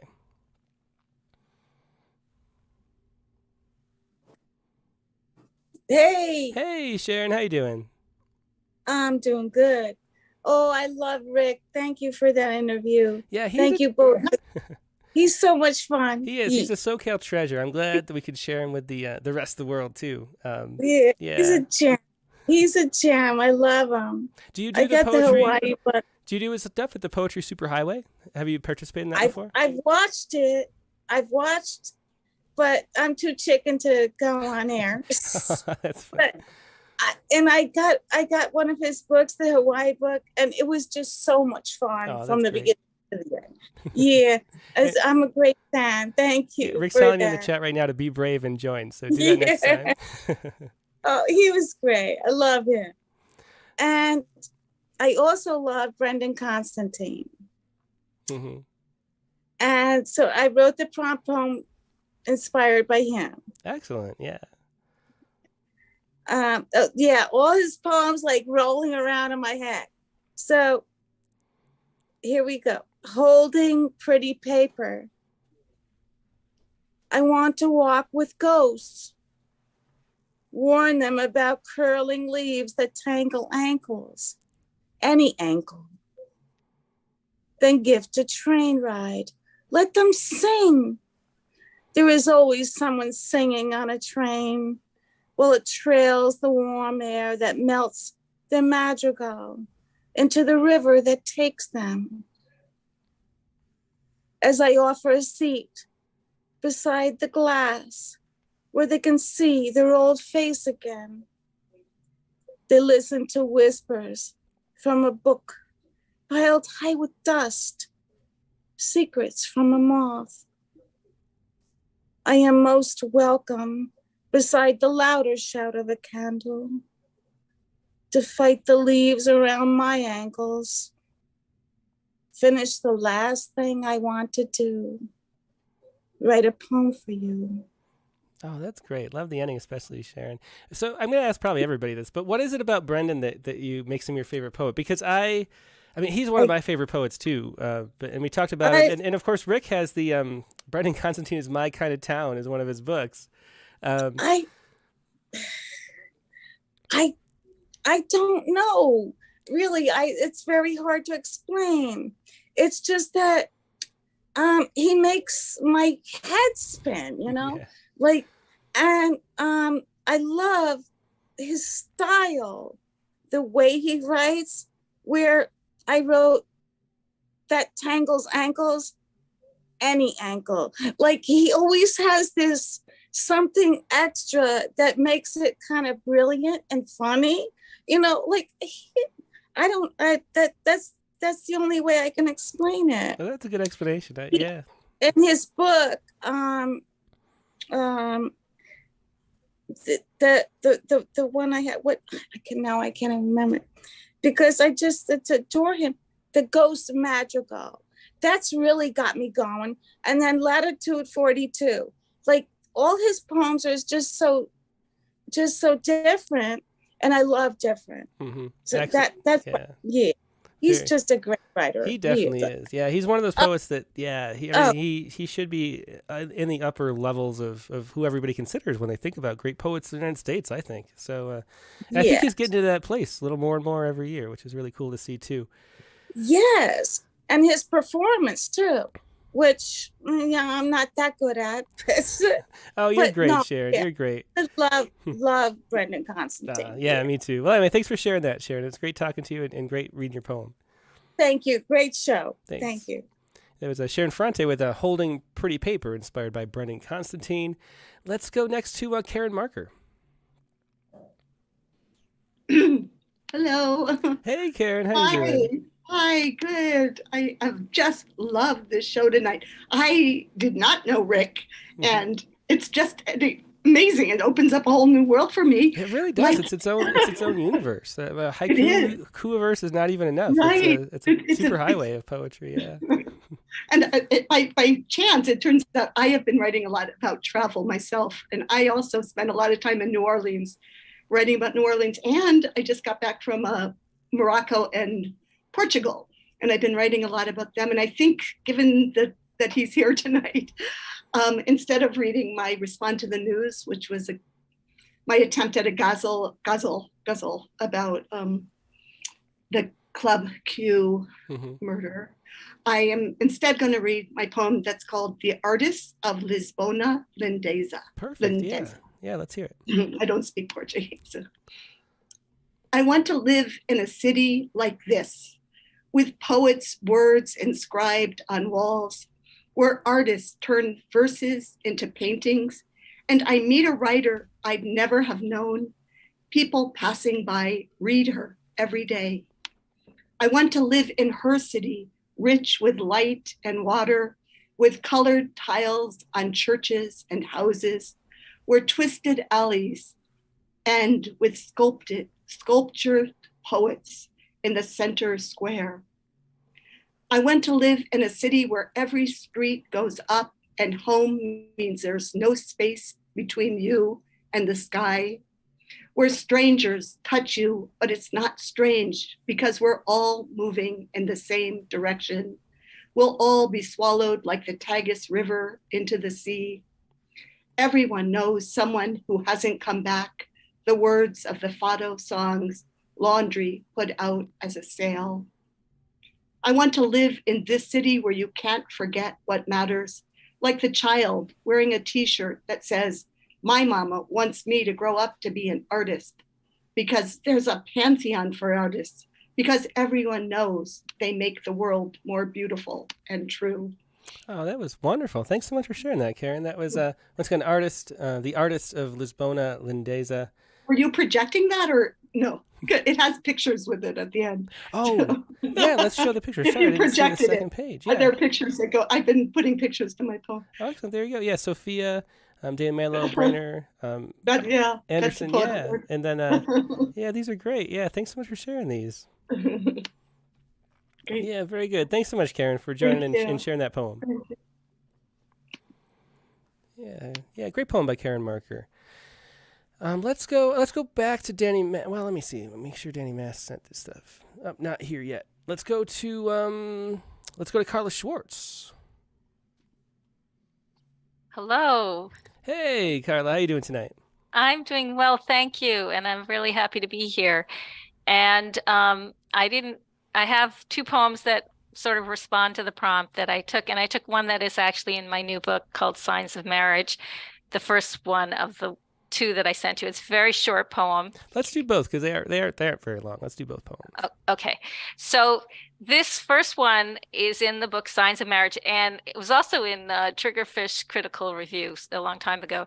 And it's called On Seeking Forgiveness After Simic. And there are two lines from different Simic poems that appear in here. Or inspire the poem, really. So they don't appear. So the lines from Simic are incurable romantics marrying eternal grumblers. And also, the more innocent you believe you are, the harder it'll be for you. And so this is my poem on seeking forgiveness after Simic. It turns out you're the grumbler. I'm the romantic. But then I grumble back, defending my innocence until I find myself wed to difficulty. Oh, that's interesting. Yeah, thanks for. Is the other poem about Simic too? No, the other one is inspired by Szymborska. Okay, so really quickly, what is it that you love about Simic? He's just his language, and again, will I say favorite poet? I don't have a favorite poet, but he really, I think, has a way with words, and language, and that's what I am attracted to. Gotcha. And then let's do the next one too. Okay, so this is inspired by Szymborska, and she writes very plainly, and this poem that she has, which is called Possibilities, is very repetitive, and she basically says, I prefer this, I prefer that, I prefer that. Okay, and so this is after her. It's called, I Prefer to Leave Early. It's what my father said daily for 2 years. Until then, I prefer to stay inside where it's warm in my chair. Until then, I prefer to sit here and watch TV. Until then, I prefer to speak to my daughter on video. Sometimes I let her coax me to sing. I prefer not to sing. I prefer to rest. I prefer to close my eyes. I prefer not to eat anymore, not even smoked salmon and cream cheese. And when that day arrives, and that day can't come too soon, I prefer to go to sleep and never wake again.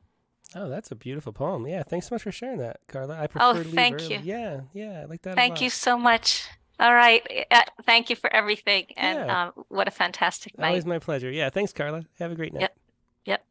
That was Carla Schwartz with I Prefer to Leave Early, and a short poem on seeking forgiveness after Simic. So let's go next to, let's go to Richard Westheimer next. Or Dick Westheimer, I should say, because I know you're publishing just under Dick now, which is a change. Hey, Dick, how you doing? I'm doing great. Yeah, I decided that's what I've been called all my life. I can't avoid it. Did we have you as Richard or Dick in the poems we published? I am not sure. Yeah. Well, I'll go. If it is, I'll change it back because it's very easy to do. Okay.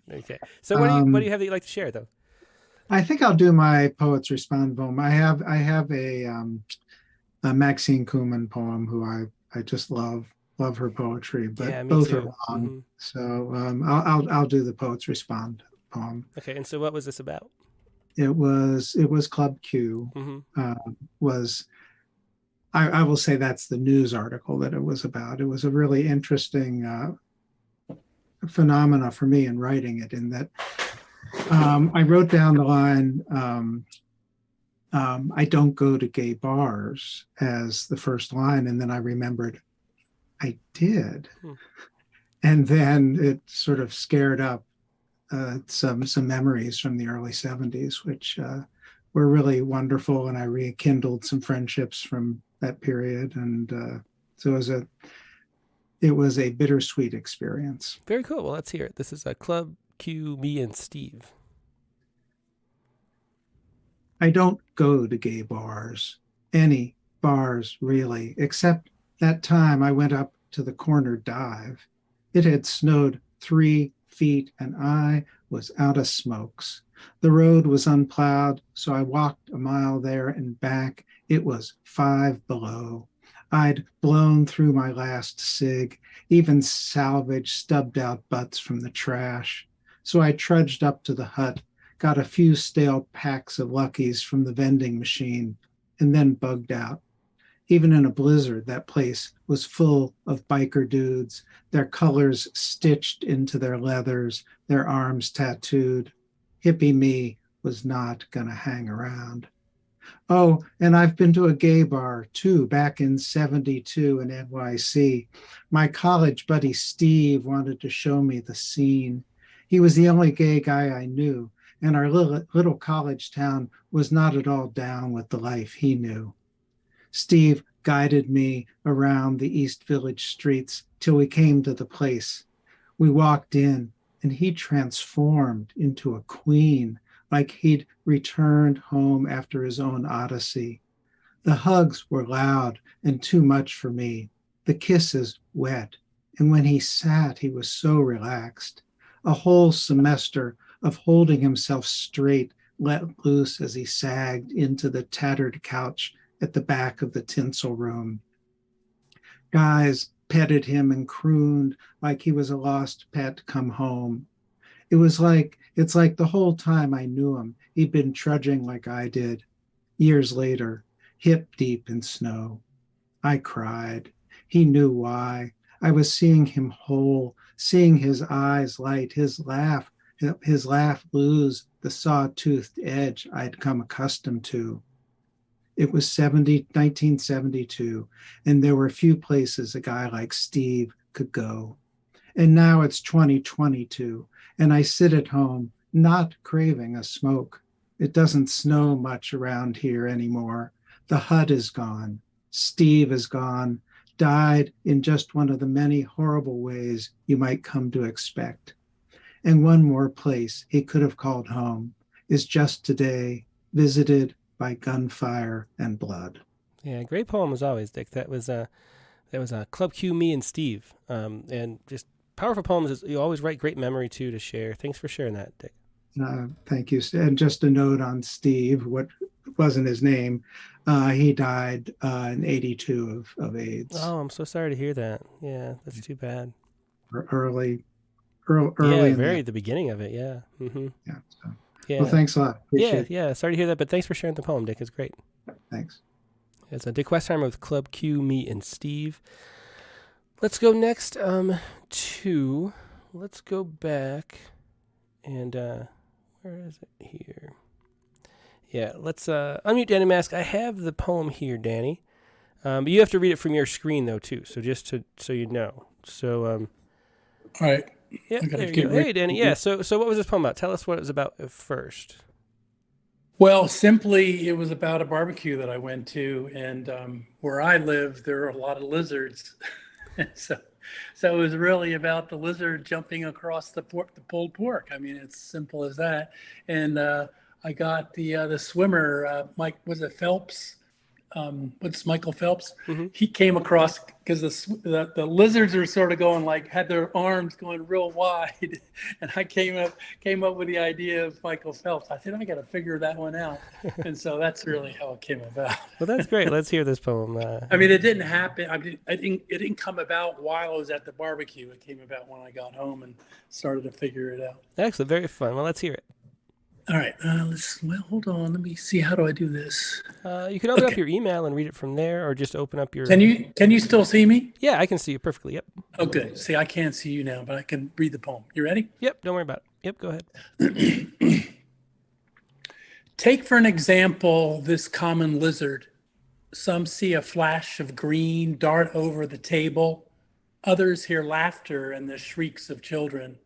But I see something as small as this, like an Olympic swimmer for the last time, sweeping the air between their feet and pulled pork, going for the gold at the Veterans Day barbecue.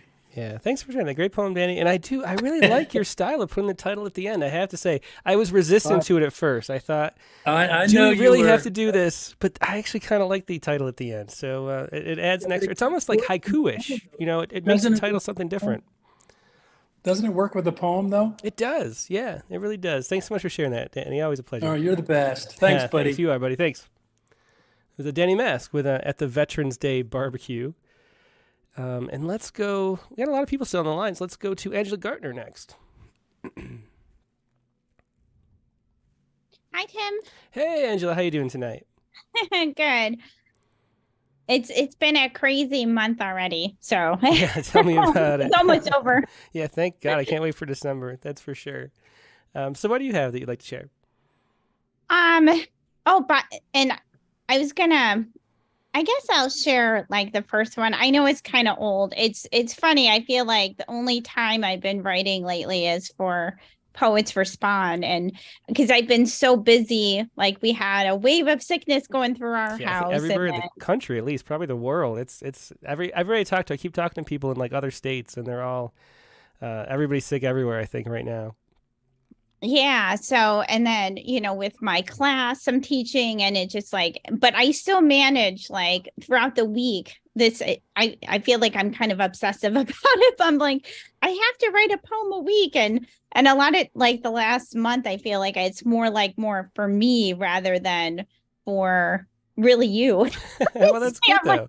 It's good to write poems for ourselves. That's great. So, and if you want to do the second one too, they're both really short. The first two. Yeah, because I was, I listened late last week, and I was like, wow, like Courtney Campa, and it like her death is still kind of a mystery in a sense. You hear like, it was an accident, and then it said that she passed away in her sleep, and it just, I was so taken with her on the Rattlecast. Like, she was essentially what I wanted to do, like when I was younger, and she just had this really like bright light, and I was just like, I felt so sad like that's why I kind of wrote about her, because I was just kind of felt sad, like, someone like her, it was kind of unexpected, and she was so memorable, and her poems were amazing, and her story was amazing. I just, I was kind of looking her up, like, and getting more information about what happened. But it definitely is a sad thing that, that she passed away. Yeah, I mean, like I said, I think I've gotten a lot of emails in the morning where it's like, this poet died or this poet died. It happens all the time over 20 years, but that was one that was a real shock. It was just very, very sad. Let's since you introduced that one, let's read that poem first, then we'll read the other one too. Okay.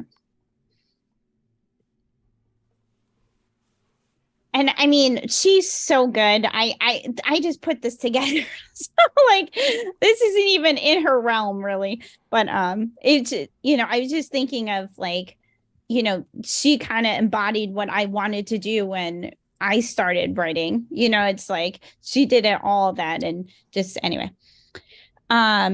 Too Short Life for Courtney Campa. I dreamed of the big city, living in an apartment, typing away in the dark, the papers in the wind to find rhymes of light until the dawn comes. I send it off to be found, the girl with red lipstick, young ink spot on the cement. Yeah, great little poem. Thanks so much for sharing that. Yeah, definitely Too Short a Life.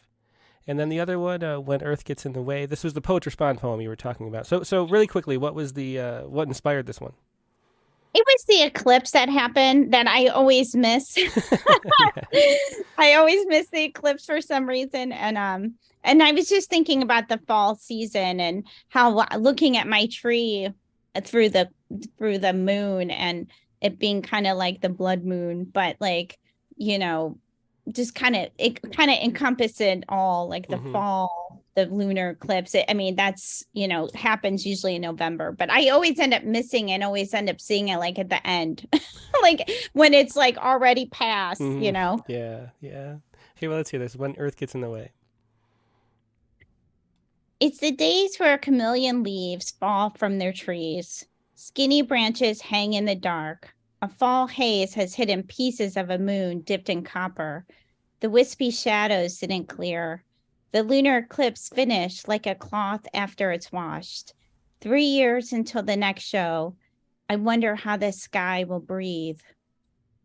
Yeah, excellent. Thanks. A great reminder, too, to really set an alarm or something. Maybe we'll both catch him next time. Yeah. Yeah, for sure. Well, and I wondered what the sky will look like in 3 years. What will we be looking at, as far as down on Earth? So yeah, for sure. Well, thanks for sharing that. Excellent as always, Angela. Always a pleasure. Always a pleasure. Have a great night. You too. Thank you. It's Angela Gardner with 2 poems. Next, let's go to Julian Matthews next. Hi, Tim. Hey, Julian. How you doing? I'm good. Thanks for that. I attend Rick Lupert's Cobalt Poets almost every week, and it's always fun, and he's such a great host. Yeah, he really is. I do. I said last time, I think on the critique, but I wish I was as good a host as Rick is, because he's a great host, and he's always been a great host since I met him. So let me try to find your poem. Here it is. Okay. So what is it that you'd like to share?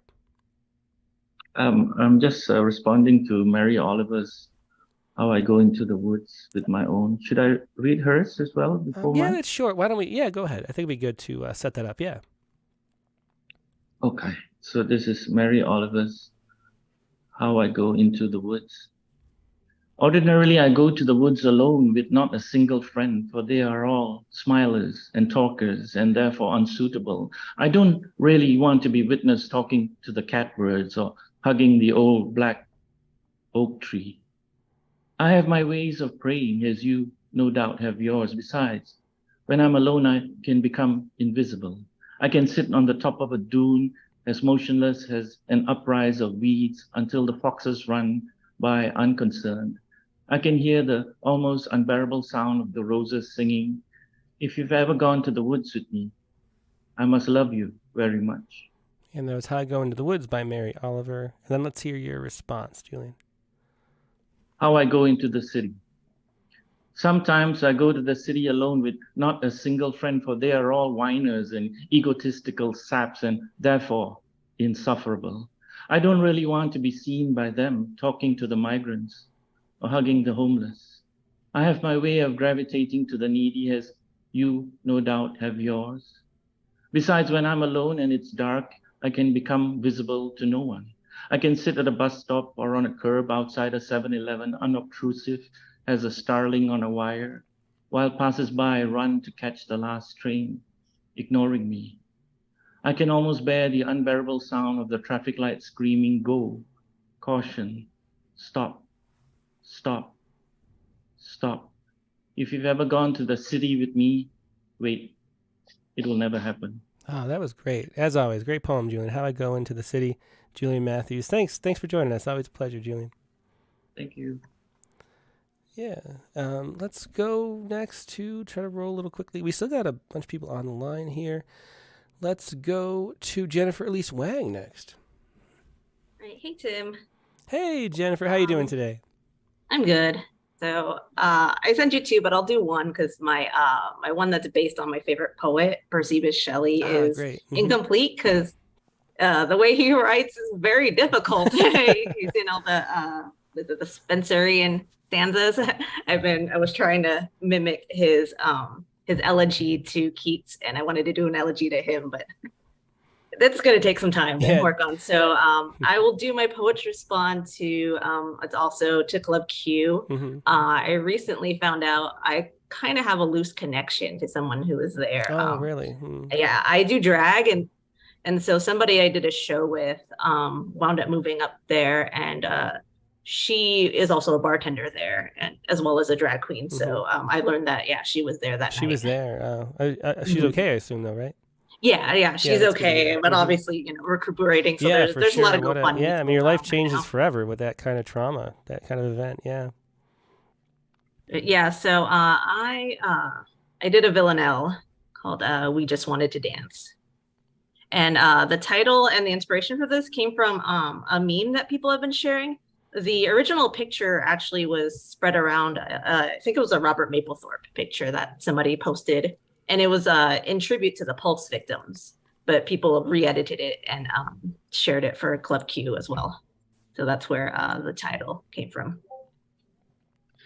We just wanted to dance and possibly experience romance. So please let us live another day. Trans, NB, lesbian, ace, bi, gay. In the club, you can't tell with one glance. We just wanted to dance.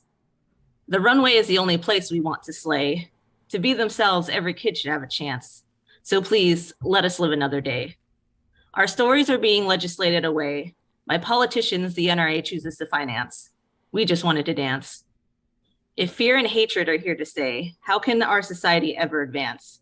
So please let us live another day. Allies, it's time for you to take a firm stance. We don't want sympathy or for you to pray. We just wanted to dance. So please, let us live another day. Yeah, great villanelle. Excellent use of the form and the repetition there. Thanks for sharing that, Jen. Yeah, thank you. Yep. That was Jennifer Elise Wang with We Just Wanted to Dance, in her timely, important poem. Let's go next to Barbara Tyler.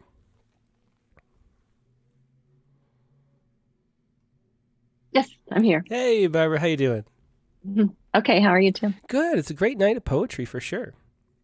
Yes, and thank you for interviewing Rick, because I also am a graphic designer, or was a graphic designer. Oh, excellent. So, do you find that it influences your poetry? It's had the same kind of effect of sort of minimalism and being conscious of that? Yeah? Yes, definitely. Well, very cool. It's about balance and editing, yes. Mm-hmm. Excellent. Well, what is it that you'd like to share? It's the one I sent called Covered. Mm-hmm. The prompt a couple of weeks ago, I listened to a podcast called The History of Literature with Jack Wilson, and they did an episode called The Secret Life of Emily Dickinson's Editor. Oh, I heard of that. Somebody else was talking about that. Yeah, that sounds really interesting. Yeah, it's really good. So this is kind of where I got that, and then I thought, it works well for this one too. Yeah, go ahead. Covered. I've written poems covering so many subjects that I now say, I wrote a poem about that when any of these subjects pop up during polite conversation. But to this day, no one I'm conversing with ever replies, I'd like to read that. As our dialogue continues and my writing remains unseen and unheard, safe in some Emily Dickinson style upper room desk drawer. Not quite locked away, but hidden all the same from the vast number of people who dislike poetry. Yeah, great point. Yeah, very important, and perfect for Rick as a guest too, because he kind of cuts through all that kind of thing. Yeah, thanks so much for sharing that, Barbara. You're welcome. Thank you. Yep, have a good night. It was Barbara You too. Tyler with Covered. Let's go to Vayanthi Rangan. Hi, Tim. Hi, how you doing? Good. This is partly a prompt poem. It's called Really? One Favorite I Poet? can definitely relate to that. I was trying to think, like in the shower and in my car, like who would I pick? And I don't know. But anyway, let's hear your interpretation of that difficulty. It's so difficult. It really is, yeah. Yeah, so here it goes. Easy to understand poems are the key. The vines with the wraparound hug close to my brainwaves, a metaverse where I have a dialogue with the stranger, a go-to poet to ink the words.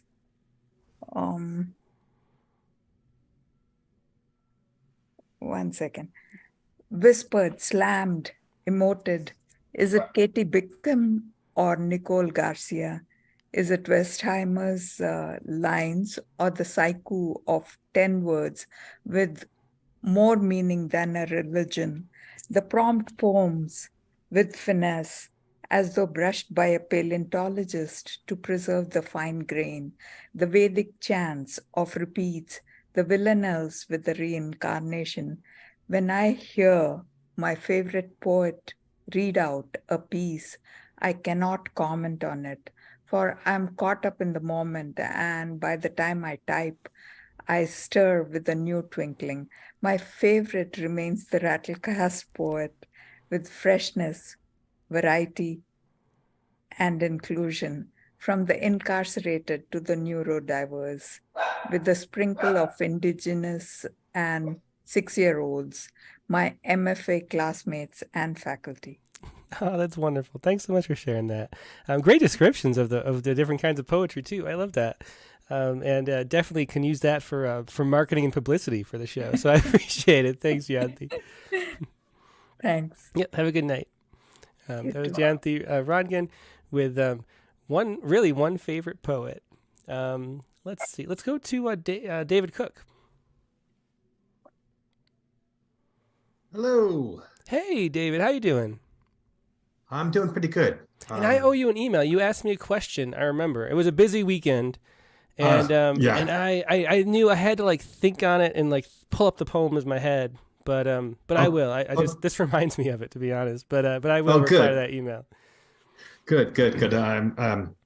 Just so everybody else knows, I'm putting it out there that I need a poem. One of the Poetry Box curators asked for a poem for their reopening celebration for their charity group called 99 Girlfriends. And they do a lot of work in Southwest Washington and Portland area. And they want to have a poem that celebrates women and their role in the pandemic and the chance that they're getting to reconnect after being able to meet in person. Mm-hmm. Yeah. So I got to contemplate what poem would be best, but I'll send you a suggestion for sure. Okay, great. And anybody else too. I mean, I've put it out to Voice Catchers, which is a women's only publication of poetry, and a few others. Very cool. Well, what do you have for us? What do you have for tonight? I have a poem called The Unsaid, which is patterned after Robert Haas's A Story About the Body. And in college, I took a couple poetry courses, and I was introduced to Robert Haas, and I really liked his prose poems and his kind of he and William Stafford have this kind of Buddhist outlook on things that really works well for poetry and being honest and paying attention to, the details in a scene. Yeah, for sure. Well, let's hear this. The unsaid. Go ahead whenever you're The ready. unsaid. He did not fear her overbiting honesty. He thought her double meanings could be controlled. Thinking it safe to feed her, he made her dinner. In her kitchen, she saw meaning in his lack of kaffir leaves and his abundance of ginger and coconut milk. But she was definitely ignorant of his love of garlic. She promised him breakfast in return. He listened to the promise of a night before breakfast and stammered over the invisible forwardness of such a promise. She smoothed her stocking. You need to relax, a glass of wine, just talk. But even talk of scoliosis leaves unsaid the back rub. The wine leaves his car in the drive. When she asks him, do you want to kiss me? She omits her own desire. He hesitates. A look in her eyes means to her that he does. A look away whispers that he'd like to. He looks her in the mouth and says no, and means it as much as spoken words. Unflinching, she parts her lips, silently scoffing, as if he made a very poor chess move. He looks around her room, seeing her strategy and the casual honesty of her condoms strewn across her nightstand. He listens to them explain that having sex is just a hobby, similar to playing the flute, which rests comfortably on her music stand in the corner. He understands the rudeness that would be implied in leaving at this hour, and knows that she holds sleep in her hand. The more he grows tired of the game, the more valuable her hand becomes. With each lull in the conversation, the unsaid grows louder as he tries to decide where it is safe to rest his eyes. He is too kind to get angry over games. He is too drunk to hold on to conviction. Hemmed in, he admits that he started to get hard at the thought of kissing in general, but leaves unsaid that it stopped when he thought of her specifically. She does not hear his silence. He does not want to lose all his power, and mere surrender would risk his prowess. Such is the weakness in men, he knows, and leans forward to kiss her, thinking, when in Rome. Very interesting. That was The Unsaid, and inspired by Robert Haas, especially the poem A Story About the Body, which I don't know, so I'm going to have to look that up later. But thanks so much. That was a very cool poem. Thanks so much for sharing that, David. It's a really good poem. It basically paints Robert as not the best narrator. Interesting. It's kind of, and that's what kind of allowed me to write this poem, because it's not the voice is not the most it's not the kindest voice. Yeah, for sure. Yeah, very interesting. Well, thanks. I'm definitely going to have to check that poem out, and thanks for sharing this one. Great point us in that direction. I appreciate it, David. Thank you very much. Yep, have a good night. Yep. David Cook with The Unsaid. Let's go. We have 3 poets left. Let's go to Carolyn Codd next. Hello. Hey, Carolyn. How you doing tonight? Okay. How are you doing? I'm doing great. Yeah, it's a great night of poetry for sure. What is it that you have for us? I have Brief Encounter, which is a little poem. I wasn't going to think about this prompt, but one night I thought of Emily Dickinson, who was one of my favorites. And the next morning I wrote this little poem. Okay, let's hear it. Yeah. This Brief Encounter.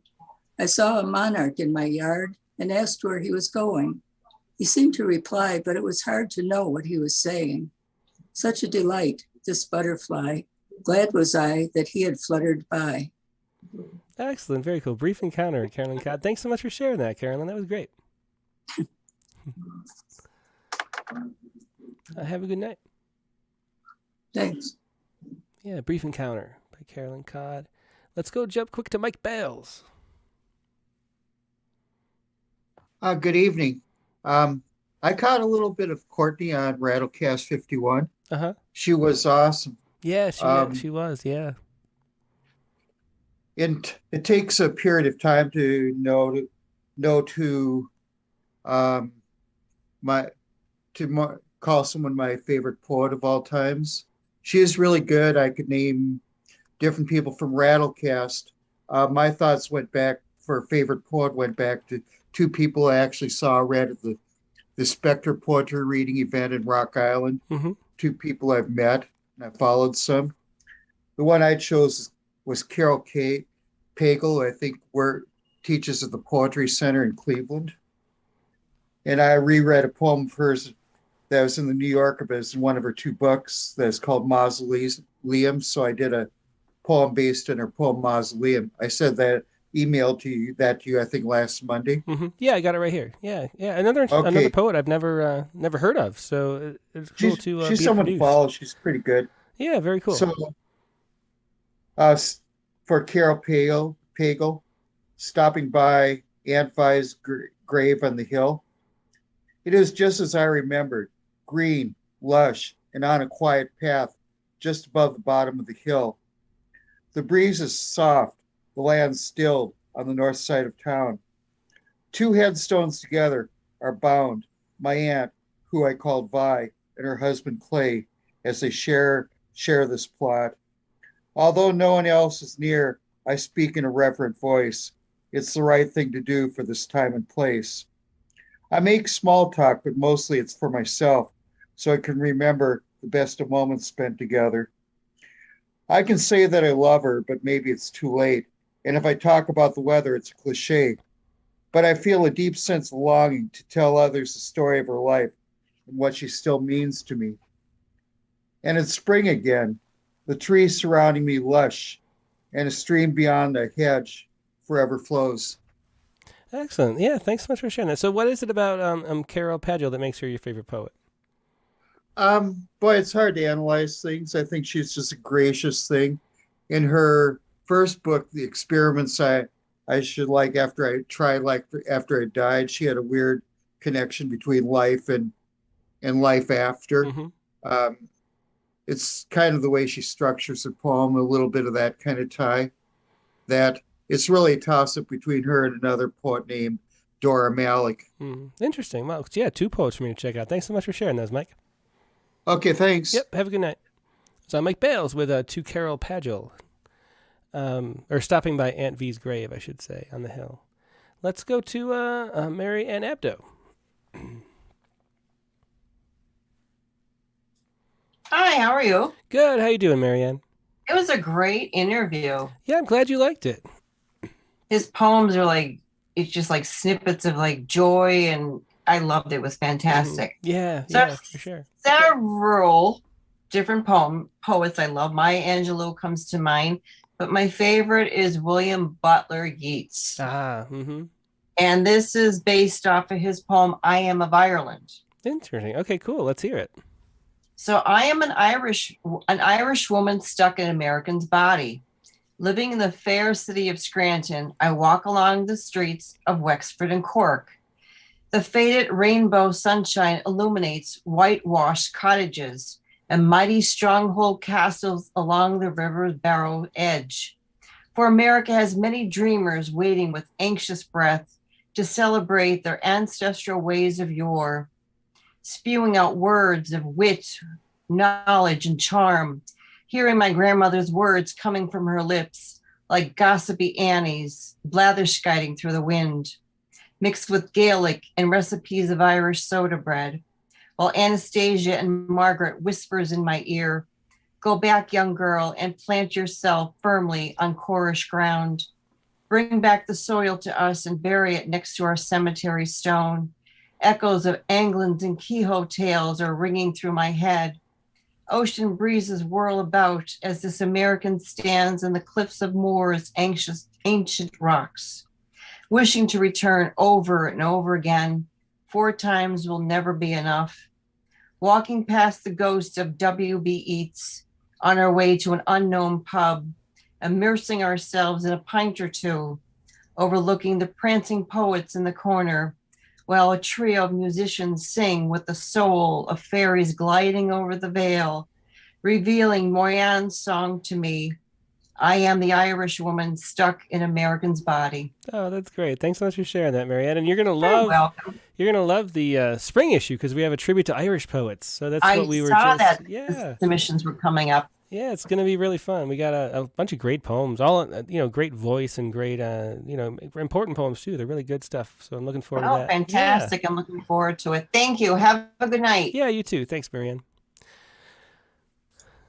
Yeah, that was Marianne Abdo with an Irish woman stuck in an American's body.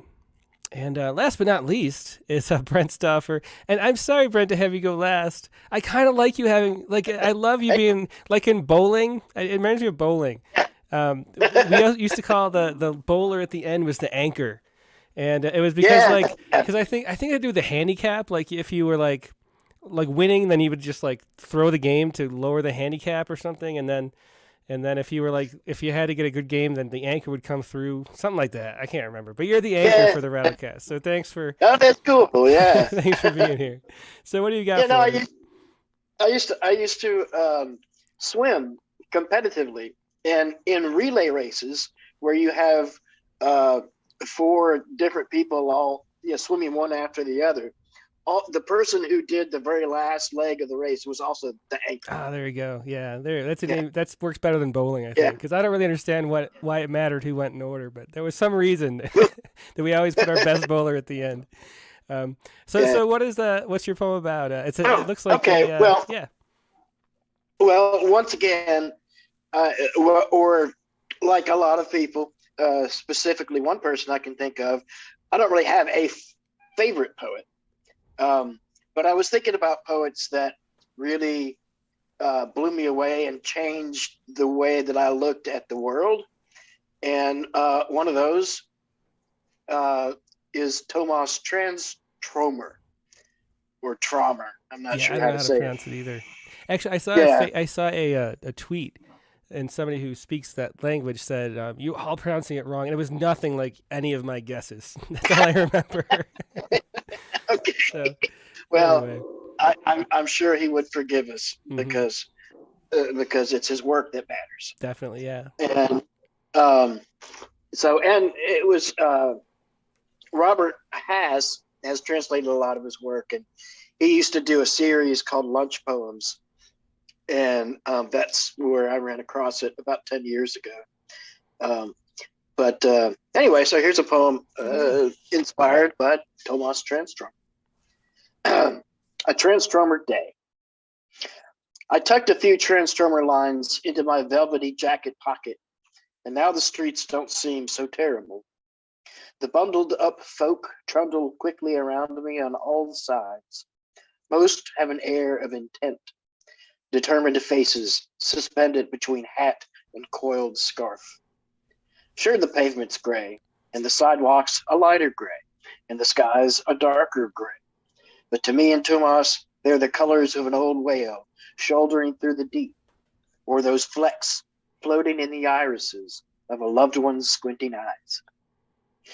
His words, held close to the heart, sing quietly in the blood in unheard chorus. Unseen images crisscross the hidden rooms of the sleepy occipital lobe like smoky spotlights. A lady all in black bumps my elbow hard, looks up with shock and shame, but keeping up with the hectic flow of bodies is swept away before I can take her hand and say, "That's all right. We're family." Excellent as always. Thanks so much for sharing that. And what is let me ask you too, what is it about Transtromer that you like in particular? I think it's the deep images and the way that the connection of his images seems to come from a really deep, almost ancestral or unconscious place. Yeah. They're very startling images, but they totally make sense in a way that's almost lingual. Interesting. Yeah. Like yeah, I can see that. I think it's one of the reasons that his poems translate so well. Yeah, that's a good and point. why he's so popular around the world in other countries, because it's less. I mean, I would love to be able to hear how they sound in Swedish. Wait, is that where he's from? Yeah, see, I don't even know. Sweden? Anyway, I was trying to hide the fact yeah, throughout the whole discussion, but I'm not sure. I think he's from. Isn't that where they do the Nobel Prizes? Stockholm, yeah. Mm-hmm. Anyway, it doesn't matter. It's but he's so I think it's less about the sound and more about the essential content with him. Yeah, that's a great observation. I think you're probably right too. Very cool. Thanks for sharing that, Brent. Hey, yeah. Thanks for having me, Tim. Take care. Have a good night. To see you. Yep. Thank you. Bye-bye. You too. And that is the end of the Zoom rings. That was Brent Stoffer with a Transtromer Day. So let me shut off the Zoom. And then we have a couple more poems people sent in. We'll go through really quickly what we can. Let's see. We have, So Lucy Chow sent this. This is text of a poem. Is also sent a PDF. Let's see. It might need to be noted that the her in the poem is a person other than Brenda, but the style is greatly indebted to Miss Hillman indeed. So this is a poem inspired by Brenda Hillman. And let's share this one really quick. Here we go. This is a hymn for Brenda Hillman. Here we go.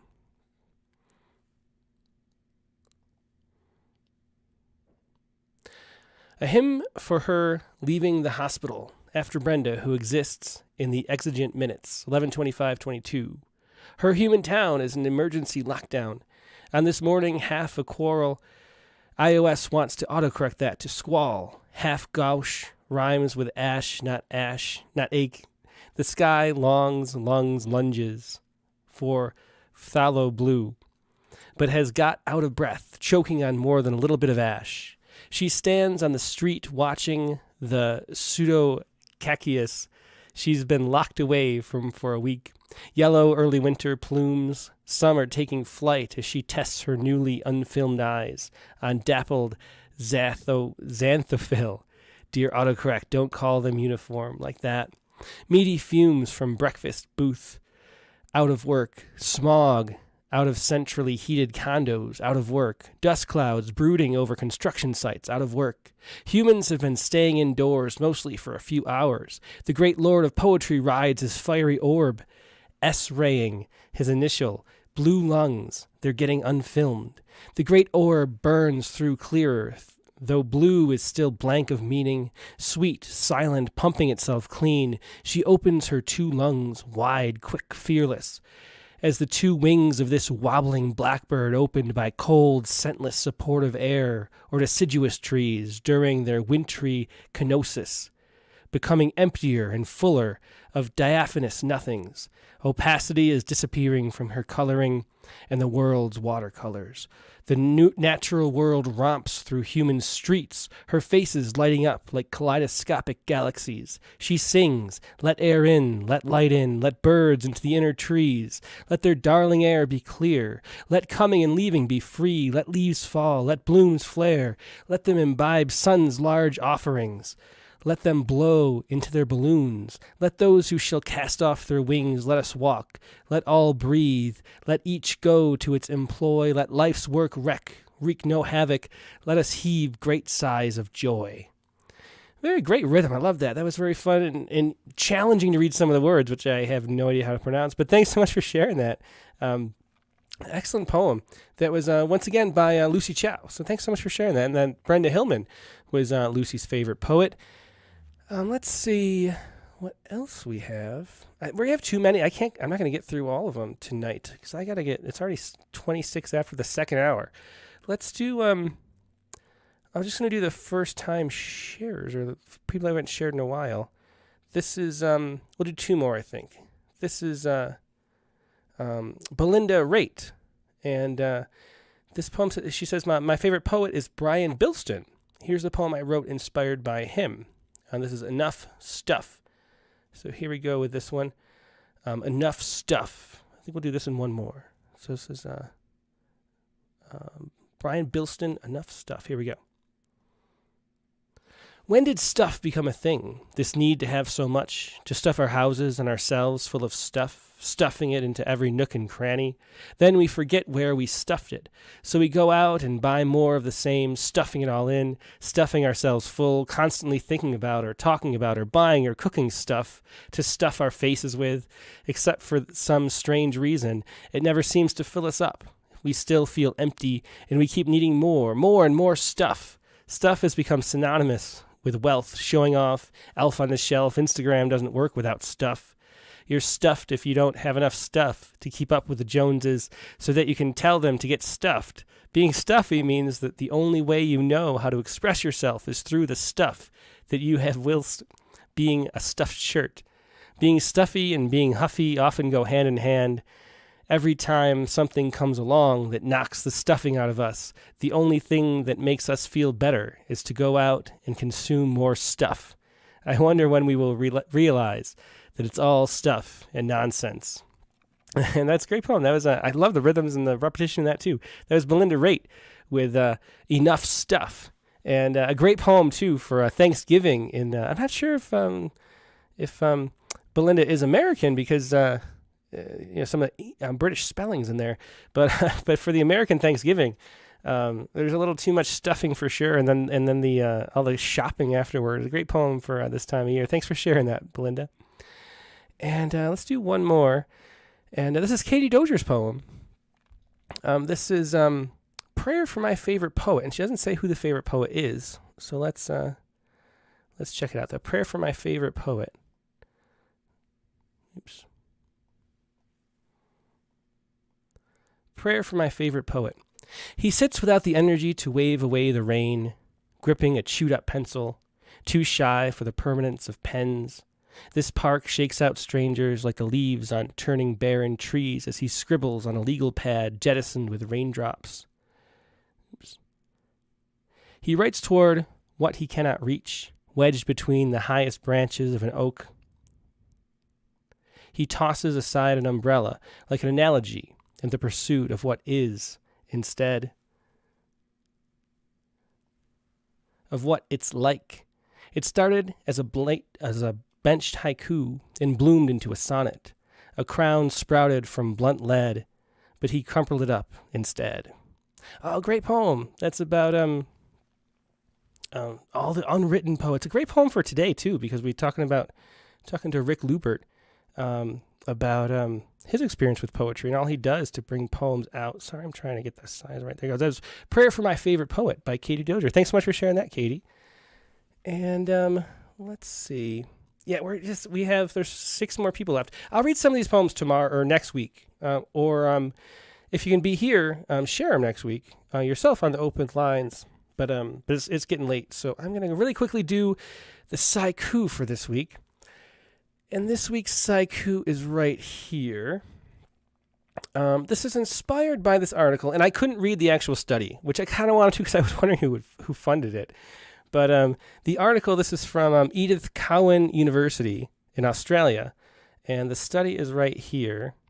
Let me put it so you can actually see it. Okay. Put the kettle on. How black tea and other favorites may help your health later in life. Thanks to flavonoids, a daily cuppa could help you enjoy better cardiovascular health later in life. However, if you're not a tea drinker, there are other things you can add to your diet.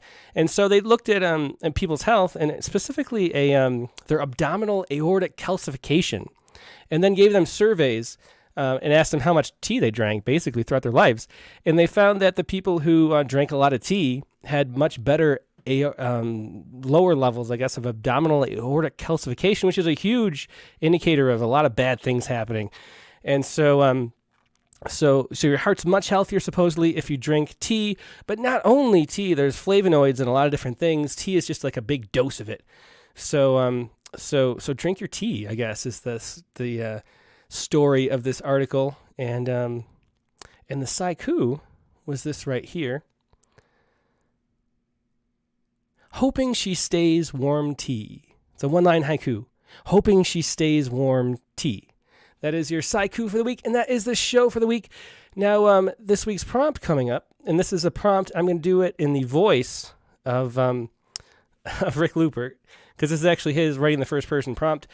I have a writing prompt, Rick says, called I Will Die on This Hill, which I thought up in the shower in Maryland a couple days ago. The idea is to either write a list poem of choices, each line choice ending with a line, and I will die on this hill. Could be funny, like a bar of soap is better than any kind of body wash, and I will die on this hill. Or heavier things. Another option is to write a longer poem detailing a choice which ends with a line. So basically, the prompt for this week is to cram your poem full of the phrase, or at least have it once, I will die on this hill. And then do what you can with that. I can imagine what Rick might do with that, which what makes it funny already. But thanks so much for sharing that, Rick. That is the prompt for next week. Next week's guest is going to be right here. It's Joan Kwan Glass. Her book came out last year, Night Swim. Wonderful book. She was a poet we've published a couple times in Poets Respond. That is Rattlecast number 171, Monday, December 5th, the regular time, 8 p.m. Eastern, 5 p.m. Pacific, and that I Will Die on This Hill prompt. Hope to see you then. Hope you have a great week in the meantime, and I will talk to you later. Good night.